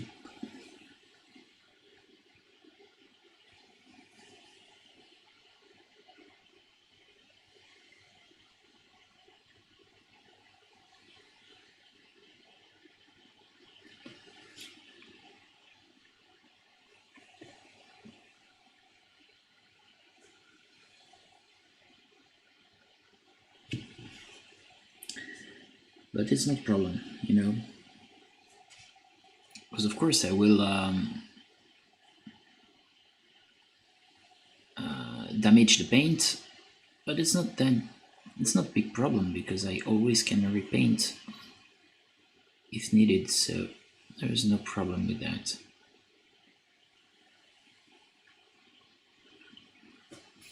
Okay.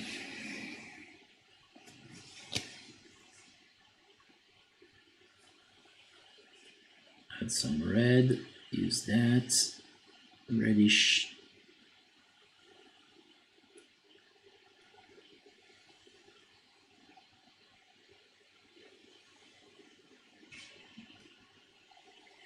Here, you can just try to add that as a halo, just a halo, a nice halo of warmth. Okay.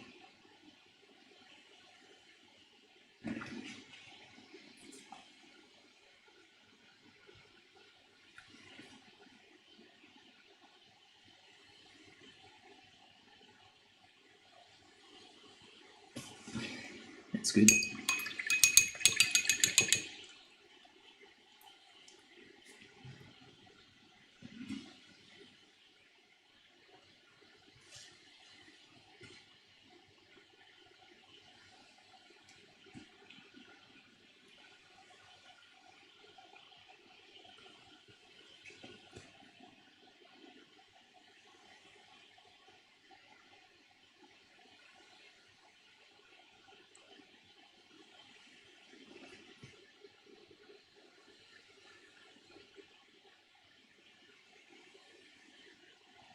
Okay, now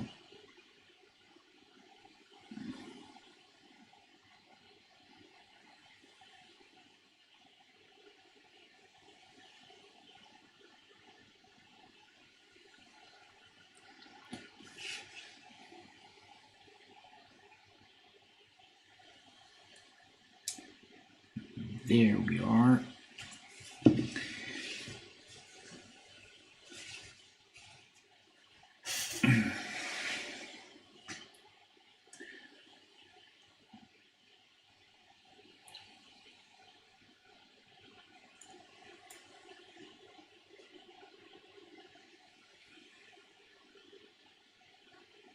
Okay.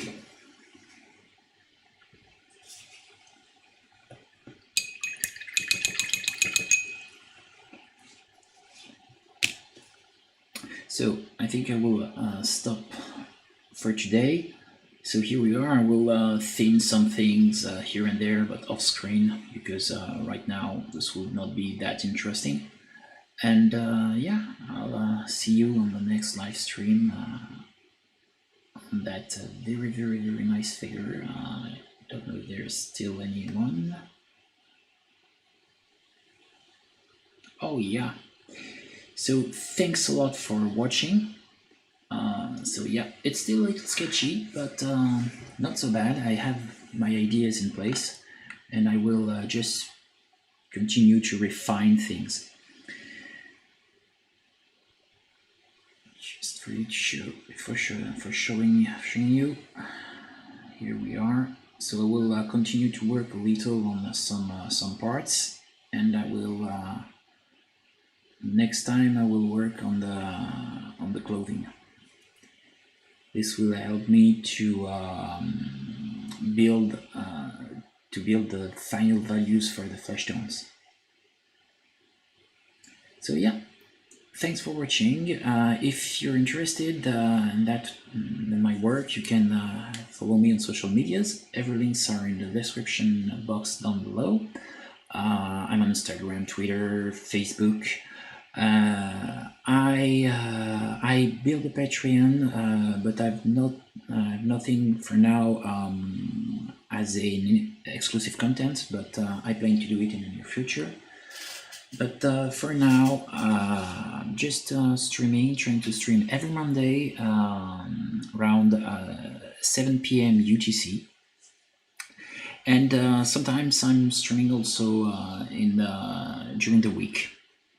So yeah, thanks a lot, and I hope to catch you on the next live stream. Thanks, and bye bye.